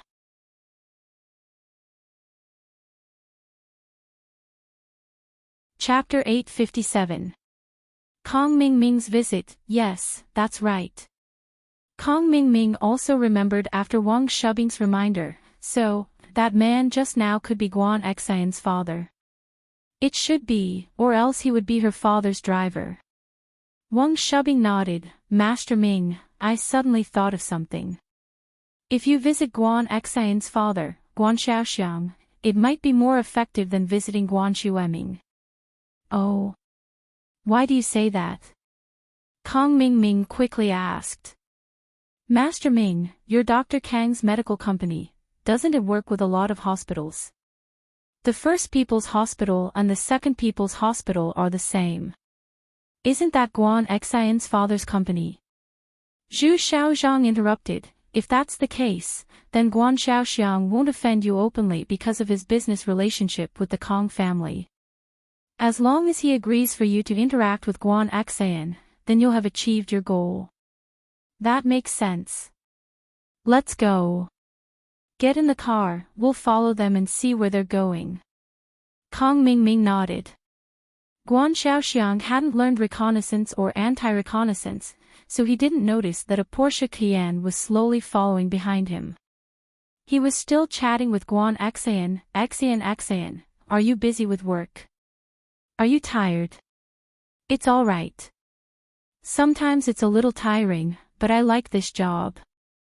Guan Xan nodded. If you're tired, then come to Dad's company.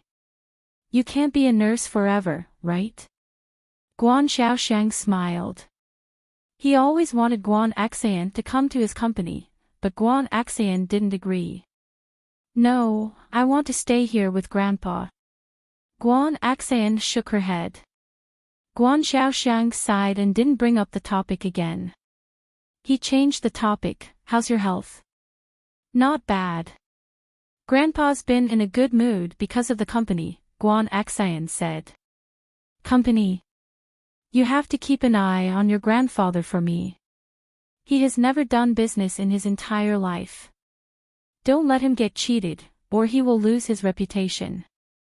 When Guan Xiaoxiang heard about his father starting a company, he was a little displeased. When he first started his business, he wanted to use his father's name as a springboard to achieve some results. Especially that Lin Yi. He's so young, but I don't know what kind of talent he has for your grandfather to praise him so much. However, after he expressed his thoughts, he was sternly rejected by his father. He said that he was afraid that he would be cheated by his friend and that it would affect his reputation. Fortunately, he had the help of a benefactor, so he was able to expand his business. Otherwise, he wouldn't have been able to marry his girlfriend, Guan Xan's mother. Guan Xan's mother's family was against it. Therefore, every time he thought about this incident, Guan Xiaoxiang always felt like there was a thorn in his heart. Even though it had been a long time since the incident, there was still some estrangement between the father and son. Even though they cared for each other, they were not very close. No, Lin Yi is a good person. He wouldn't lie to Grandpa. Guan Axayan subconsciously defended Lin Yi when she heard her father's words. However, as soon as she opened her mouth, she felt that she was a little too impatient and blushed. Looking at his daughter's face, Guan Xiaoxiang suddenly frowned. Could it be that his daughter had fallen for Lin Yi? Guan Xiaoxiang didn't continue on this topic. The car slowly drove into Songshan Medical University. Guan Xiaoxiang parked the car in front of his father's villa. Even though the father and son's relationship wasn't very harmonious, Guan Xiaoxiang would still go home to visit Guan Shuamin every time he came back to work. Guan Shuamin's relationship with his son had been like this for the past few years. Now, he was used to it. When he saw his son return, he nodded and didn't say anything. He went back to his study and continued with his work. On the other hand, Guan Xiaoxiang sat on the sofa in the living room and chatted with Guan Axayan about the hospital. Kong Mingming followed Guan Xiaoxiang's car all the way to the entrance of Guan Shuamin's villa. In order to pursue Guan Axayan, he bought a fake medical university pass so that he could enter and exit the family area. Master Ming, it looks like that person is Guan Axayan's father. If he was a driver, he wouldn't be able to enter the villa. Should we go visit him tonight? Wang Shubin asked. Yes, we'll go buy some gifts first, then we'll visit him. Kong Mingming confirmed that the person was Guan Axayan's father, Guan Xiaoxiang. He was relieved. Kong Xiaoming carried some famous cigarettes and wine as Wang Shubin pushed him to the front of the villa. He rang the doorbell of Guan Shuamin's house. Zhu Xiaozhang was arranged to stay in the car. With his personality, it wasn't appropriate to bring him in. Mother Lu opened the door and saw Kong Mingming in a wheelchair and Wang Shubin pushing him. She was surprised and asked, "Excuse me, are you here to see Professor Guan?" "No, this young master.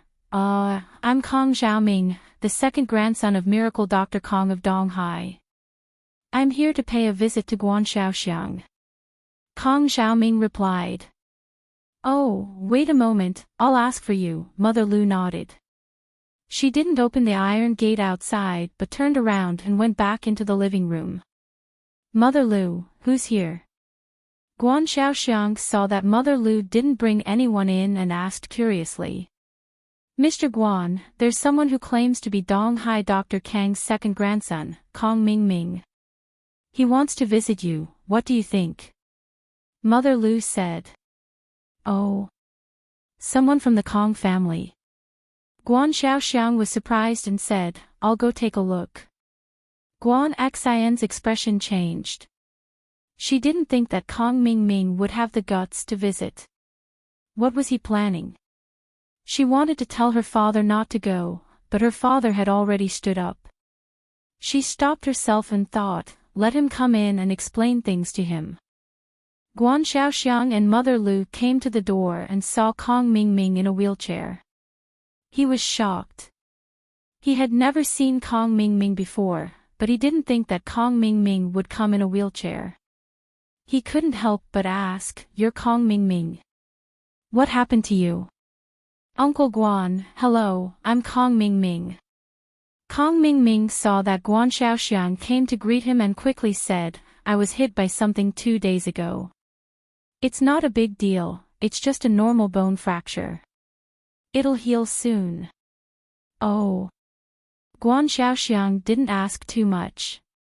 He opened the iron gate and let Kong Mingming and Wang Shubing into the mansion. "Kong Mingming. You don't mind me calling you that, right?" It's fine, it's fine. "Uncle Guan, you can call me Zhao Ming." Kong Mingming said respectfully. He wanted to leave a good impression in front of Guan Xiaoxiang, so he naturally pretended to be a good young man. Guan Xiaoxiang nodded. "Kong Mingming, are you here to visit me? What business do you have with me? Are you here to represent your grandfather, or?"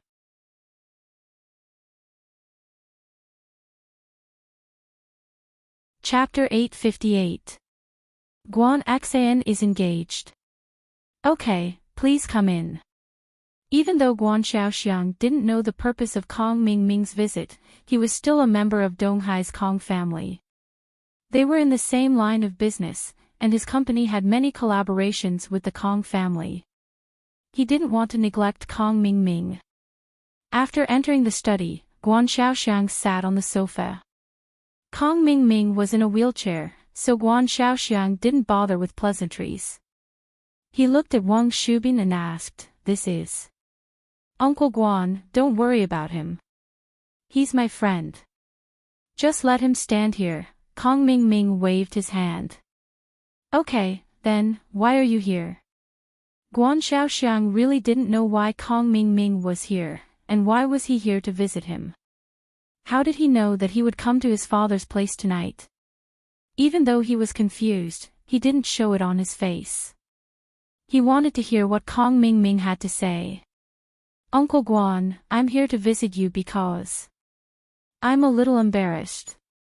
Kong Mingming pretended to be simple and honest as he scratched his head. "I'm not here on behalf of my grandfather, nor on behalf of Dr. Kang's medical company. I'm here for myself." "Oh." Guan Xiaoxiang frowned slightly, but he only made a sound of confusion. He didn't ask any more questions. He. "Uncle Guan, I'm sorry to disturb you, but I have my own difficulties." Kong Mingming was a little embarrassed. "A while ago, my leg was broken. When I was in the hospital, it was Miss Guan's meticulous care that allowed me to get out of the hospital so early. Miss Guan's gentleness, beauty, and generosity deeply touched me. As the saying goes, a gentleman seeks a fair lady. I really admire Miss Guan, and I want to be friends with her. I hope Uncle Guan won't object." "A fair lady seeks a fair lady. You mean, you want to be friends with Guan Xan?" Guan Xiaoxiang's frown deepened. You're right, Uncle Guan, but I'm not saying that I'm going to be friends with Guan Xan right away. I just hope that you can give me a chance. If it doesn't work out, I'll leave quietly." Kong Mingming tried his best to make himself look pitiful. He just wanted a chance. With that, and the partnership between the two families, Guan Xiaoxiang would definitely give him face. After he finished speaking, he was waiting for Guan Xiaoxiang to agree, but he didn't expect to be rejected. "I'm sorry, but I can't agree to your request." After Guan Xiaoxiang heard Kong Mingming's words, he rejected his suggestion without hesitation. He didn't give him any face at all. Even though Kong Mingming's words were straightforward, he was polite and honest. It made people think that he didn't have any bad intentions. This was something that he had discussed with Wang Shubin. In front of people like Guan Xiaoxiang, the more smooth he acted, the more he wouldn't be liked. So Kong Mingming pretended to be honest. He didn't expect Guan Xiaoxiang to reject him directly. This made Kong Ming dumbfounded. Kong Mingming couldn't accept it. Why? He said it so well, he just wanted a chance, he didn't want to be with Guan Xan. Why? Thinking about this, Kong Mingming was a little angry. But in order to not anger Guan Xiaoxiang, he suppressed his anger and asked, "Uncle Guan, why? Guan Xan isn't young anymore, right? She's at the age to talk about marriage. And me, did I do something to displease you? Please don't hesitate to mention it. If possible, I will change them all. This has nothing to do with you." Guan Xiaoxiang waved his hand. "Logically speaking, you are Elder Kang's grandson, my junior. I should be able to give you this chance, but I can't." Why? Because Xan has been engaged since she was young. It's the kind of arranged marriage. This has nothing to do with whether I'm satisfied with you or not. Guan Xan already has a fiancé, how can I let her date you? This is completely unrealistic. Already has a fiancé. Kong Mingming's face turned green. He originally thought that Guan Xiaoxiang had heard of his bad reputation, that's why he rejected him. He didn't think that it was because of this reason. If it was his problem, Kong Mingming had the confidence to solve it. But it was Guan Xian's problem, how could he solve it? Guan Xiaoxiang had already told him clearly that Guan Xian already had a fiancé. No matter how hard he tried, it would be useless. Guan Xiaoxiang had already excluded him. No matter what he said, he wouldn't be able to change Guan Xiaoxiang's mind. Kong Mingming didn't think that Guan Xiaoxiang was lying to him on purpose. There was no need to lie about this kind of thing. With Guan Xiaoxiang's status, he didn't need to find an excuse to beat around the bush. House Kong wasn't a noble house yet, it was normal for Guan Xiaoxiang to not give him face. So Guan Xiaoxiang's words convinced Kong Mingming, and made him completely give up. She already has a fiancé. No matter what, there was no way Guan Xian could be with him. Kong Mingming sighed and said helplessly, if that's the case, then I'll have to bother Uncle Guan. Kong Mingming, you are Elder Kang's grandson. You were born in a medical family. You are also very outstanding. Don't you have to hang yourself for this tree? Xian is already engaged. This can't be changed. I hope you can get over it. Guan Xiaoxiang tried to persuade him. After all, Kong Mingming was Dr. Kang's grandson. Guan Xiaoxiang would still give him some face. Kong Xiaoming listened to Guan Xiaoxiang's comforting words, and believed them even more. However, the evil thoughts in his mind suddenly sprouted, and his eyes lit up. He pretended to be curious. I heard that Guan Xian is quite close with someone called Lin Yi. Could he be Guan Xian's fiancé? Kong Mingming knew that Lin Yi couldn't be Guan Xian's fiancé, but he purposely said it to sow discord. Oh. Lin Yi. Guan Xiaoxiang's face was a little displeased. Lin Yi again. Was there really something between Guan Xian and Lin Yi? However, in front of Kong Mingming, Guan Xiaoxiang naturally wouldn't say anything about his daughter. He only said indifferently, you don't have to worry about that. Kong Mingming laughed coldly in his heart. Lin Yi. That's what you get for offending me.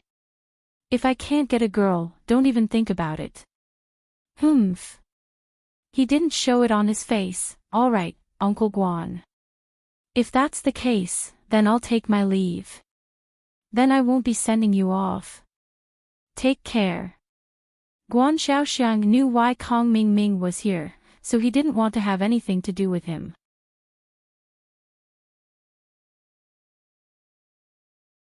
Chapter 859.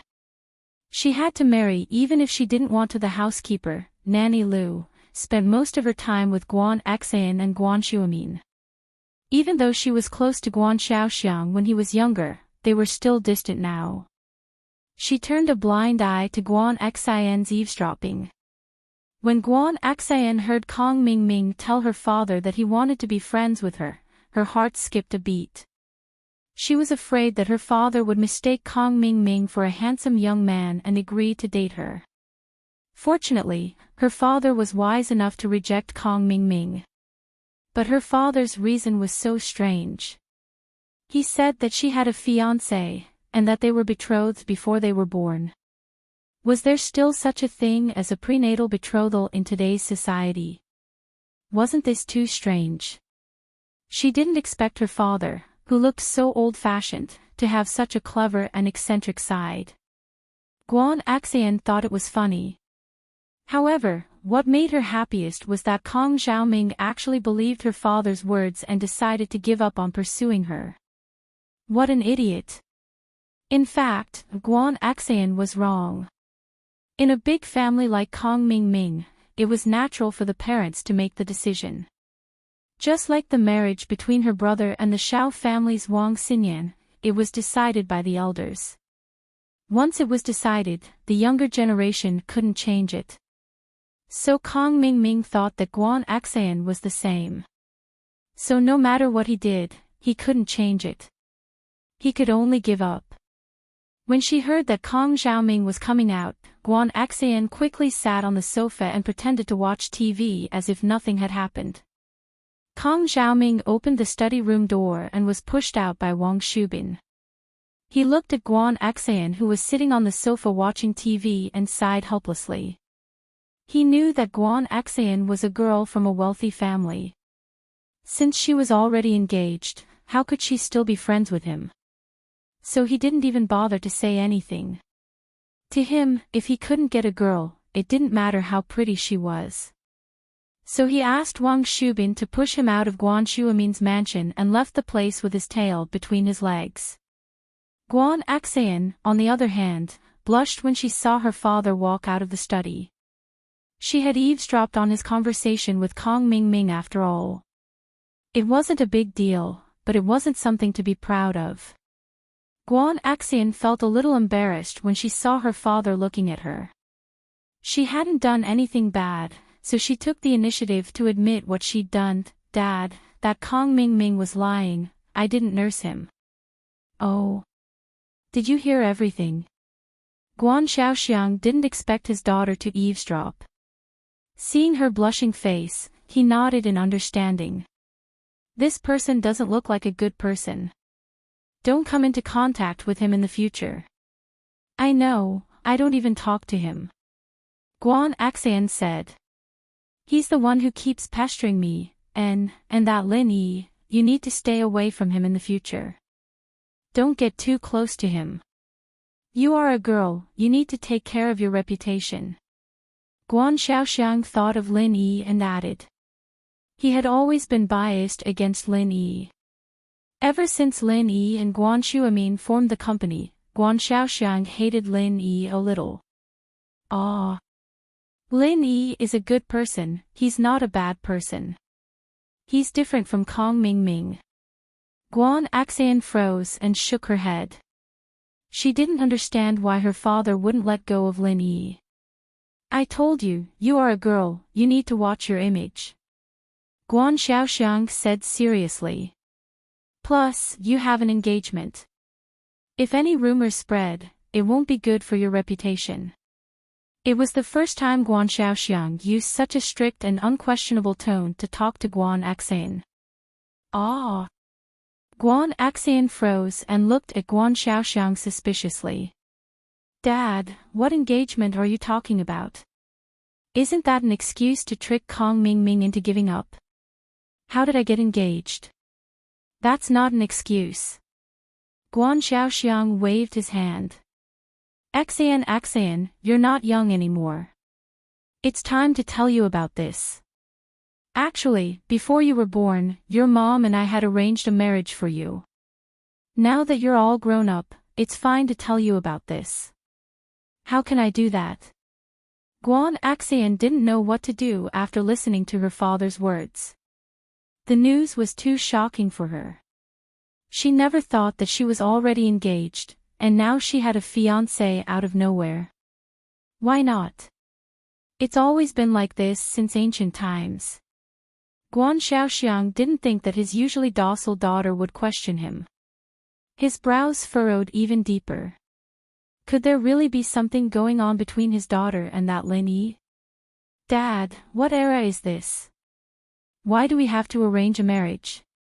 I've never even met the person you're talking about, how can I marry him? Plus, it's been so many years, how can it still count? Can you reject it for me? Guan Axian couldn't believe it. She couldn't accept it. Reject what? You can't reject it. Guan Xiaoxiang didn't give her any leeway. You have to marry him in the future. No one can change that. I'm not marrying him.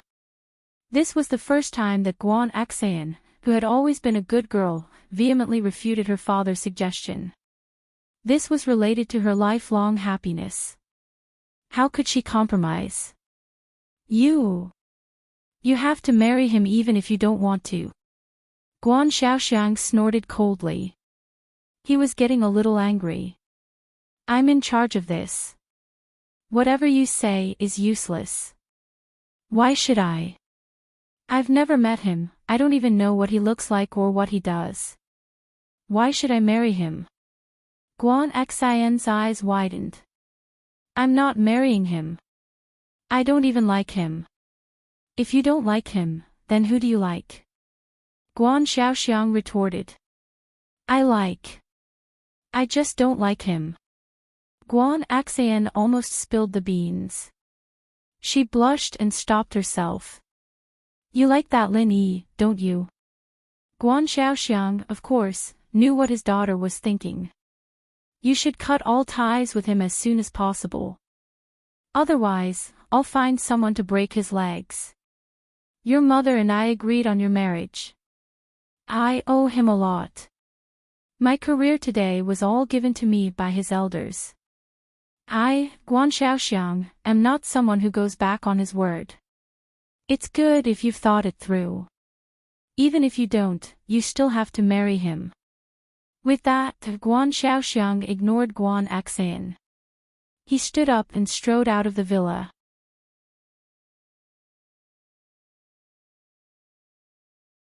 Chapter 860.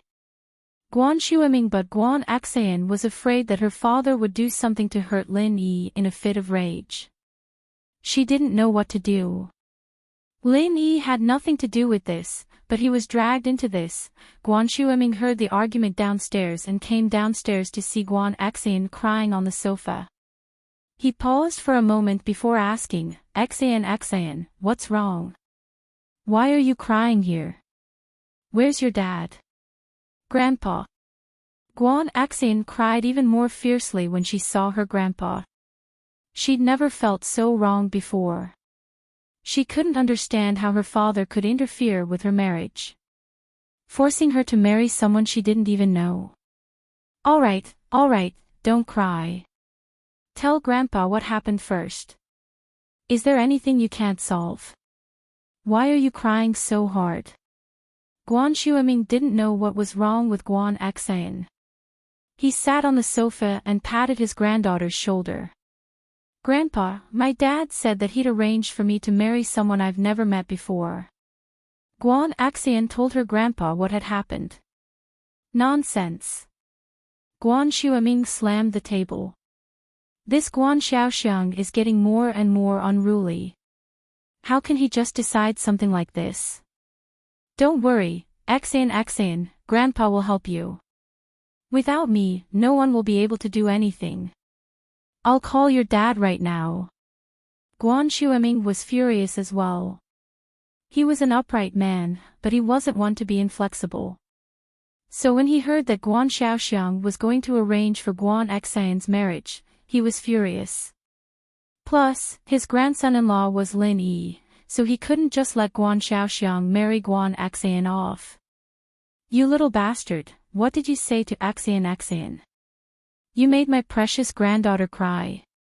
What's wrong with you, kid? Arranged marriage. I'm telling you, you'd better cancel this engagement as soon as possible. Don't even think about it. Guan Xueming dialed the number and started scolding him. Guan Xiaoxiang froze. His dad hadn't yelled at him like this ever since they'd gotten into a conflict over him starting a company. This made him feel like he had done something wrong when he was young and was scolded by his father. He didn't dare to disobey his father, however, he really couldn't make the decision for the matter that his father mentioned. This was the marriage agreement that he and his wife had made with that nobleman. How could he unilaterally renege on it? Thinking about how much that person had done for him in the past, how great of a favor was that person? If it weren't for his investment and connections, how could he have achieved the results he had today? Can I get the approval of my future father-in-law? He was not an ungrateful person, so for a moment, Guan Xiaoxiang was in a dilemma. Guan Xiaoxiang had been in a cold war with his father for so many years, and he knew that the fact that his father was angry at him for Guan Xian's sake meant that their relationship had improved. If he compromised, then the relationship between father and son would definitely become better.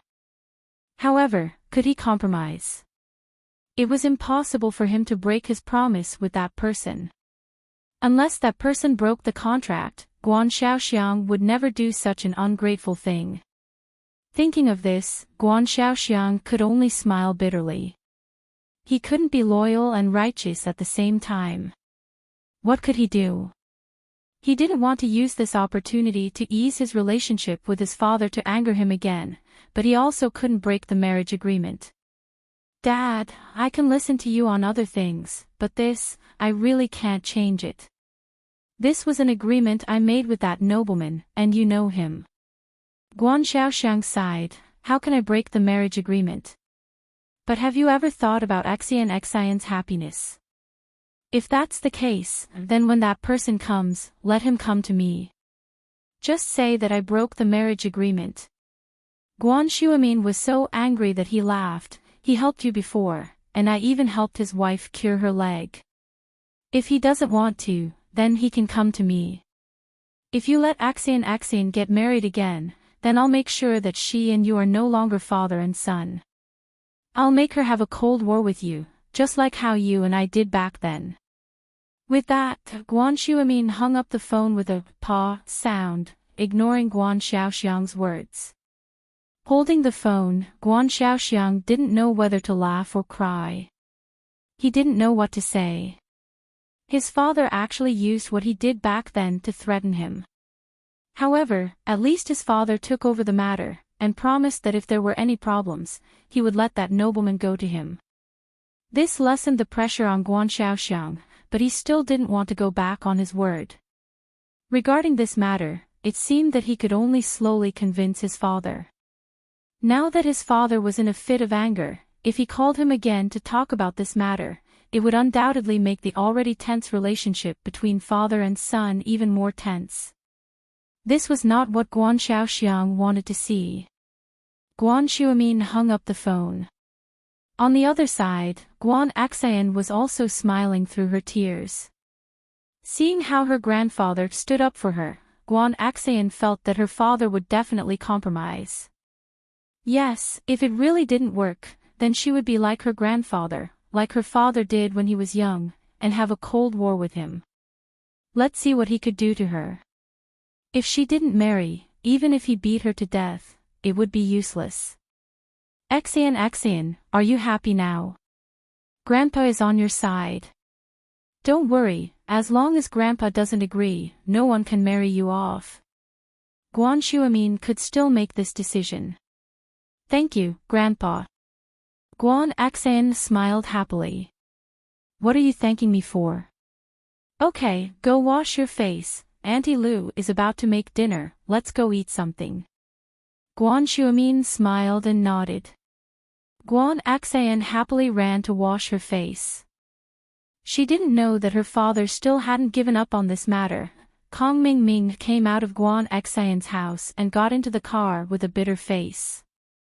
Zhu Xiaozhang, who was staying in the car, saw Kong Mingming come out with a bitter face. He was confused. Master Ming, what's wrong?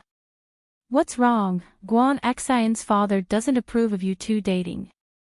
Don't mention it. It's a long story. Kong Mingming felt that his time and money were all wasted. The worst part was that he broke his leg and gave Xiaofan hundreds of thousands for nothing. What a big loss. Let me say it.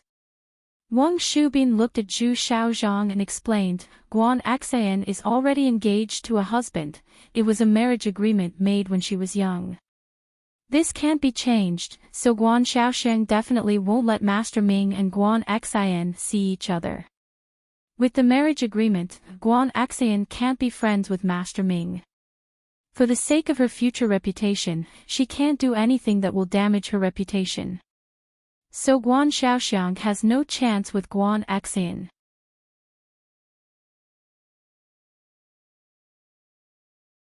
Chapter 861. Meeting at the school gate, of course it's all wasted. Kong Mingming waved his hand in annoyance. It's fine if it's wasted, but the problem is, I can't get Guan Xian, and I can't get the formula. My family is really pressuring me, and my plan has failed.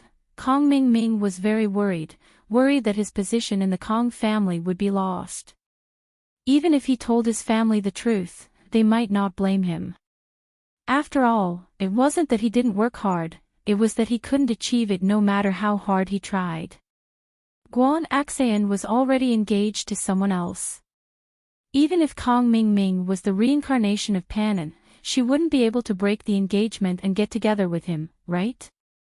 But what Kong Mingming was afraid of was that even though he wasn't the one responsible for this, he was still responsible for the fact that he didn't investigate thoroughly. If he had found out that Guan Axan was engaged, then he wouldn't need to spend so much effort to pursue her. Wasn't this a waste of time? As Kong Mingming's underling, Wang Shubin was also very worried. They were bound together for good or for ill. He understood that without the skin, where would the hair attach? If Kong Mingming's position in the Kong family was gone, and his prestige was gone, how could his two underlings have a good life? So it was Wang Shubin's job to solve Kong Mingming's problems. When he heard Guan Xiaoxiang reject Kong Mingming, he started to think about the next step. Master Ming, since this path is not working, then we won't go. Won't go. How am I going to explain this to my family? I said that I could definitely get Guan Xian. Kong Mingming said angrily, but who knew she was engaged? I can't explain this to my family, doesn't that make me look useless? Of course not. Wang Shubin waved his hand. Master Ming, if you look at it from another angle, then it'll be much easier. Actually, pursuing Guan Xian wasn't your main goal. Your main goal was to get the formula. If you hadn't pursued Guan Xian and gotten the formula, wouldn't you have completed your mission as well? I think Dr. Kong cares about the prescription, not Guan Xian. That's right. But, if I don't get Guan Xian, where am I going to get the prescription? Kong Mingming thought that Wang Shubing's words made sense, but he couldn't figure it out. There are many ways to get the recipe. Steal, rob, threaten, etc. We don't have to start with Guan Xian. We can still get it from other people in Miracle Dr. Guan's company. Wang Shubing said, I heard that your brother, Kong Xiaobo, is also the vice president of Miracle Dr. Guan's medical company. Yeah, I get angry when I talk about this. Kong Xiaobo actually became a vice president. He's even more powerful than me. I'm so mad. He's just a relative of the Kong family, but he's doing better than me. Kong Mingming thought of Kong Xiaobo and felt angry. The news of Kong Xiaobo becoming the vice president of Miracle Dr. Guan's medical company wasn't a secret. Miracle Dr. Guan's medical company had already announced it to the media. Master Ming, as the saying goes, when there's a war, blood brothers go to war. Wang Shubin said, think about it. You and Kong Xiaobo are cousins. Although he's the vice president of Miracle Dr. Guan's medical company, I don't think he's earning much money, right? I think you can go find Kong Xiaobo. After all, he's a member of the Kong family. You can reason with him, move his emotions, and promise him a lot of money. It shouldn't be hard to get the prescription from him. Kong Xiaobo knows the prescription of the pill of life extension and toxin cleansing. That's impossible. Although he's the vice president, this prescription should only be known by Guanchu Amin and Fatty Lai, right? Kong Mingming wasn't stupid. He shook his head and said, Master Ming, your priority right now isn't to find the prescription of the pill of life extension and toxin cleansing. That can wait. Did you forget about the new mission that Kong Xiaolong gave you? He wants you to get the prescription of Miracle Dr. Guan's injury medicine and the source of the raw materials. Wang Shubin said, as long as you find these two things, it'll be a great achievement. As for the prescription of the pill of life extension and toxin cleansing, we'll think about it slowly. Oh, that's true. The injury medicine isn't that important. Kong Xiaobo should know the prescription and the source of the raw materials. Kong Mingming nodded and said, if that's the case, there's a way. Tomorrow, I'll go find Kong Xiaobo and have a good talk with him. I'll get the prescription and the source of the raw materials from him. Master Ming, you have to remember two things. One is to play the family card. You have to let Kong Xiaobo know that the rise and fall of House Kong is the responsibility of every member of House Kong. You can give him some benefits. For example, after you take control of House Kong, give him some shares of Dr. Kang's medical company. Anyway, this is all nonsense. You don't know when you'll be able to take control of House Kong. Wang Shubin said, other than that, you have to give him some benefits that he can see right now. Didn't you give Xiaofan a sum of money before? You can say that you did it because of Kong Ming Ming. This time, you have to give Kong Ming Ming some more money. Otherwise, he won't cooperate if he can't see the benefits. Yes, what you said makes sense. Kong Ming Ming nodded, I got it. Shubin, you really are the brains. I thought there was no other way and I was going to go home with my tail between my legs. I didn't expect you to have so many ideas. Hee, it's my responsibility to come up with ideas for Master Ming. Wang Shubin smiled proudly. The next afternoon, Kong Ming Ming carried a black leather suitcase with 300,000 yuan and went to visit Kong Xiaobo. Kong Xiaobo would go to Dr. Kang's medical company every afternoon. He had already told his homeroom teacher, Teacher Liu.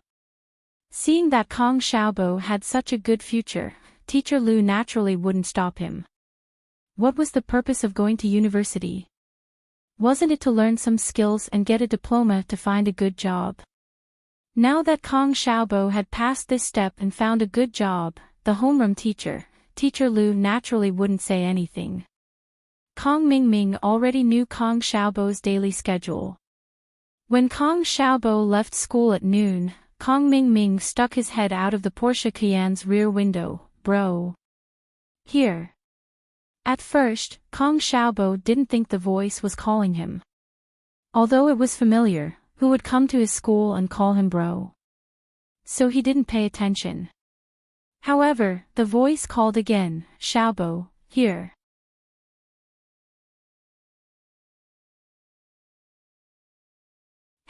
Since Kong Ming Ming is treating, there's no harm in going.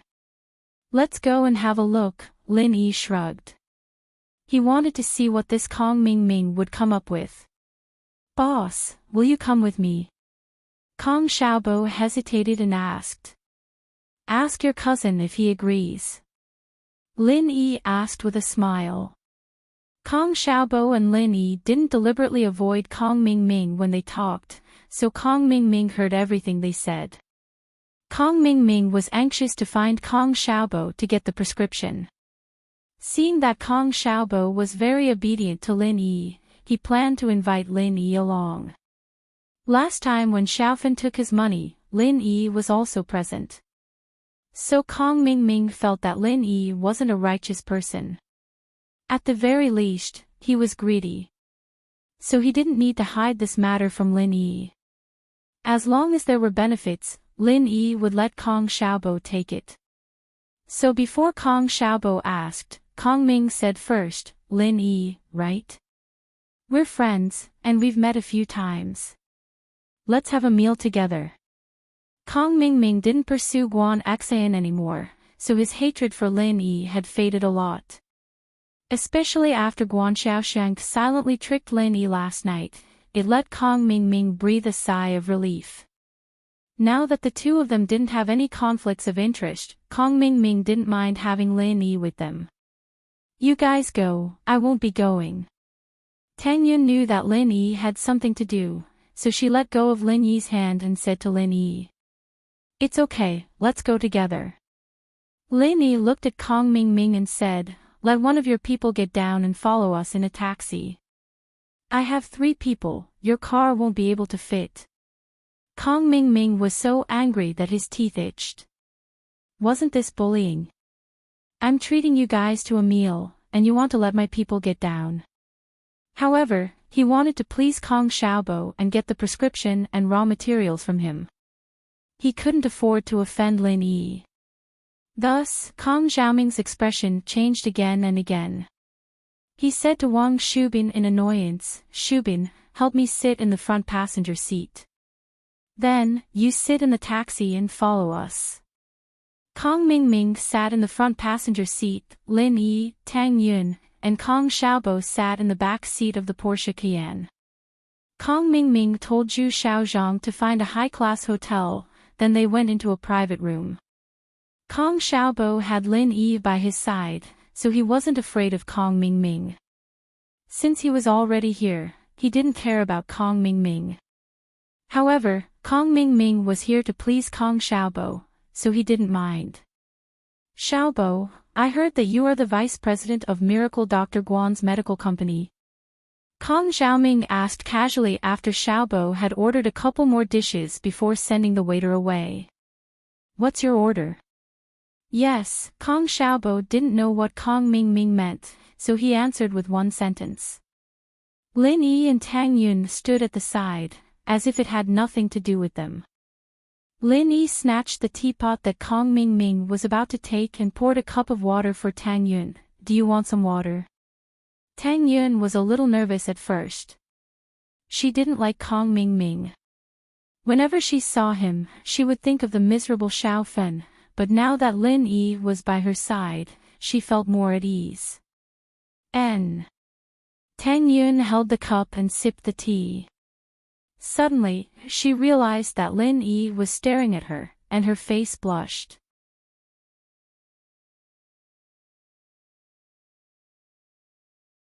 Chapter 863.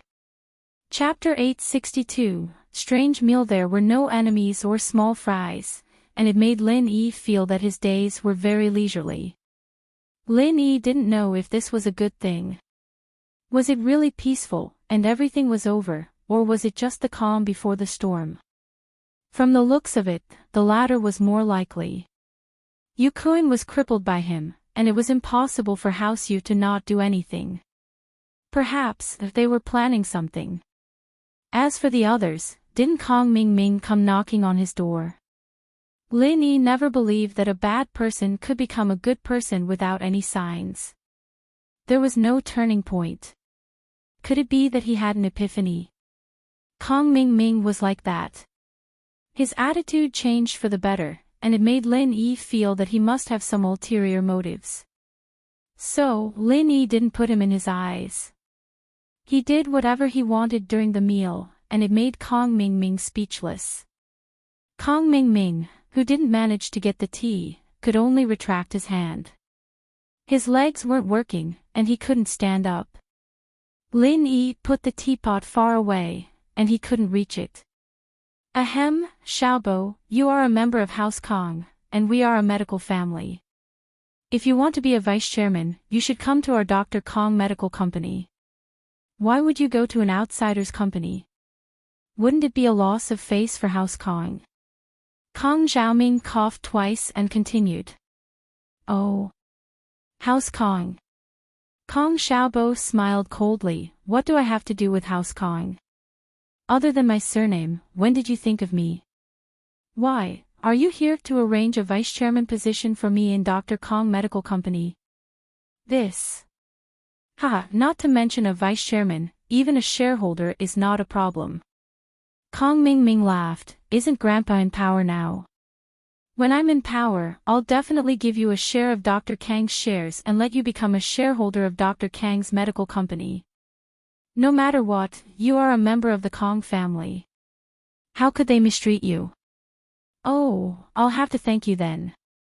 You invited me here just for this. Xiaobo didn't believe that Kong Xiaoming would call him over just for this kind of bullshit. Give me shares. He didn't believe that Kong Mingming would give him any shares, unless the sun rose from the west. Let's eat first. Kong Mingming laughed, then pretended as if nothing had happened. He said to Zhu Xiaozhang, go take a look. Why aren't the dishes being served yet? As they were talking, the waiter knocked on the door and came in with the dishes. Soon, the dishes were placed on the table. The speed here was quite good. Lin Yi didn't care about Kong Mingming, Zhu Xiaozhang, and Wang Shubing at all. He started eating when the dishes were served. He even put food in Tang Yun's bowl from time to time. Lin Yi didn't care about anything, but Tang Yun was a bit embarrassed. After all, she was a girl. She didn't have a good relationship with these people, so she was a bit shy. Zhao Ming frowned as he watched Lin Yi gobble down the food without a care in the world. He wasn't happy, but he couldn't say it aloud. He was hoping that Lin Yi would be able to talk Xiaobo out of it, so he held it in for now. Xiaobo, I heard that the main product of Miracle Dr. Guan's medical company is also a golden creation. Is it similar to our Dr. Kang's golden creation? Kong Mingming pretended as if nothing had happened and asked casually. Yes, Miracle Dr. Guan's injury medicine. Kong Xiaobo didn't know what Kong Mingming wanted to do, so he didn't say much. He answered whatever he asked. It wasn't a secret anyway, so there was no need to hide it. Oh, in terms of effect, it is similar to Dr. Kang's golden creation. Kong Mingming continued to ask. It should be, Kong Xiaobo said. If that's the case, I wonder where Miracle Dr. Guan's medicine company got their prescription from. Do you know? Kong Xiaoming finally revealed his purpose step by step. Kong Xiaobo wasn't stupid. After hearing Kong Mingming's words, he was a little angry. Kong Mingming was obviously hinting that Miracle Dr. Guan's injury medicine came from Kong Xiaobo. In an instant, Kong Xiaobo understood. Kong Ming's purpose of inviting him to dinner was probably to find out if he was the one who gave out Miracle Dr. Guan's injury medicine. But not only him, even his grandfather hadn't seen the injury medicine. How could he give it to someone else? So, Kong Xiaobo said coldly, how would I know? If you don't know then you don't know. Don't be angry. Kong Mingming saw that Kong Xiaobo was angry and quickly tried to calm him down. Why should I be angry? Kong Xiaobo said indifferently. He looked at Lin Yi to see what he had to say. But when he saw that Lin Yi was still eating happily, Kong Xiaobo felt relieved. Forget it, Xiaobo. Since we are all from the Kong family, let's not beat around the bush. Brother, can you get me a Miracle Dr. Guan's injury medicine? Kong Mingming saw that Kong Xiaobo wasn't cooperating. His sweet words didn't have any effect on him. He was anxious and decided to say his purpose directly. Miracle Dr. Guan's injury medicine. What do you want it for? Kong Xiaobo was stunned. Don't you have Dr. Kang's golden creation medicine? Just for reference. The more the better. Kong Mingming smiled. How about it? As the vice president of Miracle Dr. Guan's medical company, you should be able to get this medicine, right? Of course, although we are all from the Kong family, as the saying goes, blood brothers should be fair. I won't let you do it for free. Shubin. At this time, Wang Shubing took out a black leather suitcase and placed it on the table. Then, he opened it. It was a suitcase full of cash. It was dazzling. The reason why Kong Mingming didn't use a card but cash was because the visual impact of cash was far greater than a bank card. He wanted Kong Xiaobo to accept this suitcase of cash under the impulse of desire. What do you mean? Kong Xiaobo frowned. It would be a lie to say that he wasn't tempted by a suitcase of cash in front of him. But Kong Xiaobo was a man of principle. He wouldn't betray the company for a suitcase of cash. Not to mention, Lin Yi was sitting next to him. Even if Lin Yi wasn't here, he wouldn't accept the money. So he thought that Kong Mingming used the wrong method.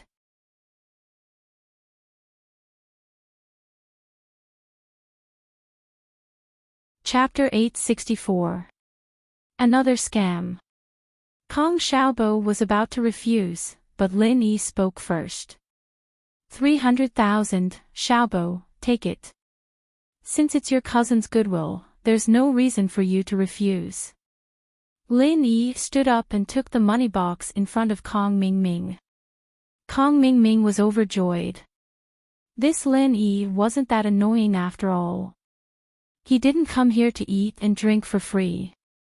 He was very useful at the crucial moment. He's greedy, but that's good.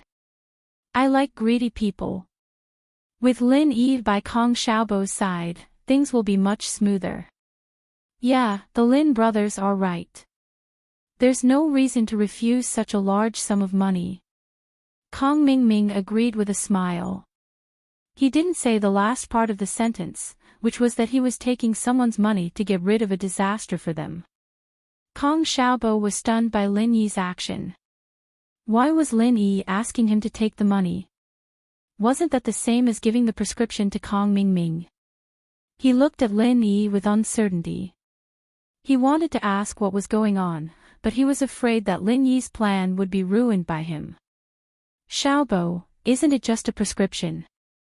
As the vice president of the company, you should have access to these core secrets. Why don't you just give the prescription to your cousin? Lin Yi gave Kong Xiaobo a look and continued, as for the source of the raw materials, I'm afraid it's not that easy to find out. But try your best.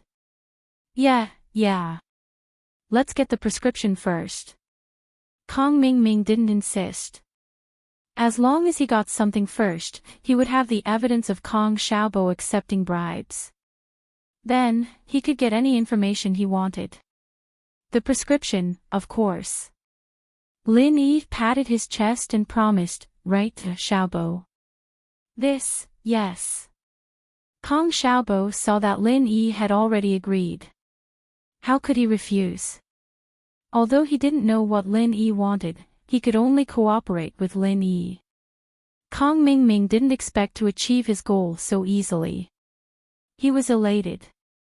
During dinner, he didn't talk much with Kong Xiaobo. He agreed that if Kong Xiaobo succeeded, he would call him directly.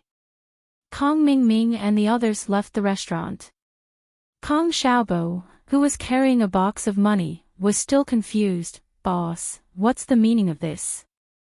They want the prescription. Do we give it to them? Of course we have to. Otherwise, they would have wasted 300,000, Lin Yi smiled, but you don't have to steal it. I'll write one for you.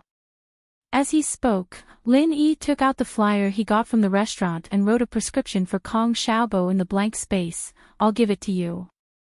Just call Kong Mingming when the time comes.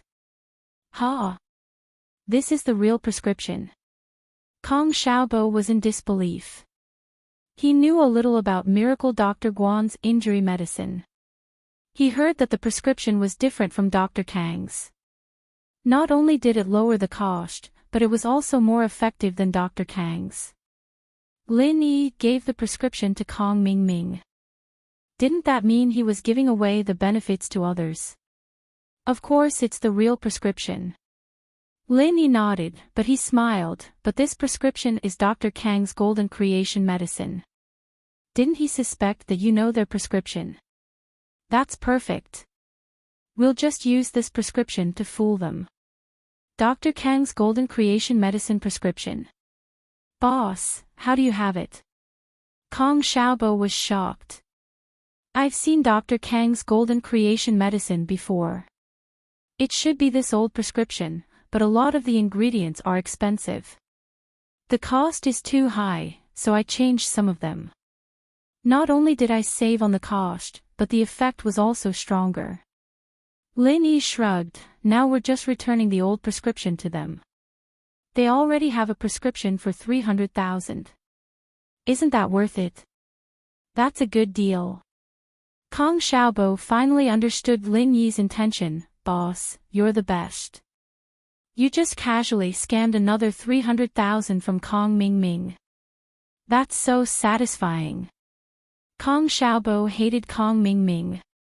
It wasn't just a day. If it wasn't for Lin Yi, he wouldn't have sat at the same table with Kong Mingming. He had been wondering why Lin Yi did this. Now he knew that Kong Ming was scammed by Lin Yi again. I wasn't planning on screwing him over, I just wanted to see what he was up to. Lin Yi smiled bitterly. But since he's giving us 300,000, there's no reason for us to reject it. That's true. I was scared to death. I thought he sold the prescription for 300,000. My heart almost exploded. Kong Xiaobo let out a sigh of relief. Boss, I'll give you the money. I'm going to the slums to pick up Xiaofan and bring her to the company. Recently, Kong Xiaobo went to the company to learn from Fatty Lai and Fatty Lai's friends. Although Kong Xiaobo had learned a lot of theoretical knowledge, it was just an armchair strategist without any practical application. So, Kong Xiaobo treasured this internship opportunity. Xiaofan was the same, but her legs weren't very convenient. So, she naturally walked with Kong Xiaobo every day. Xiaofan's house was demolished. Her mother rented a house near the new house. Once the house was renovated, she could move in. Take this money. Get a driver's license and buy a car. Otherwise, it'll be inconvenient for you to take care of Xiaofan every day. Use the rest of the money to buy some home appliances for Xiaofan. 300,000 was nothing to Lin Yi. Naturally, he wouldn't carry a suitcase of money back to school. How can I do that? Kong Xiaobo was shocked. He never thought that the money would be given to him. Although Lin Yi worked under him, Kong Xiaobo knew his own limits. He didn't think about the money. So, when he left, he proposed to return the money to Lin Yi. He just didn't expect Lin Yi to give the money to him. There's nothing wrong with it. Just take it. Lin Yi patted Kong Xiaobo's shoulder and waved his hand. Lin Yi was a person who could distinguish between kindness and hatred. He was good to his friends and bad to his enemies. Even if his enemies didn't provoke him, Lin Yi would beat them up whenever he had the chance. For example, just now, Kong Mingming lost 300,000 for no reason. Although Kong Xiaobo didn't help Lin Yi much, Lin Yi didn't care. When Zhong Pingliang came to his door, Kong Xiaobo's sacrifice was enough to make Lin Yi look at him in a different light. Friendship wasn't about taking things from each other. So, Lin Yi wouldn't ignore Kong Xiaobo just because he couldn't help him. You're tuning into the LoveLore Library YouTube channel. We're so grateful for your support, and don't forget to subscribe to join us on this incredible journey through captivating stories. Your generosity through donations truly makes a world of difference, as it's the primary source of revenue that allows me to expand and enhance this channel for you. Thank you from the bottom of my heart for being a part of this adventure.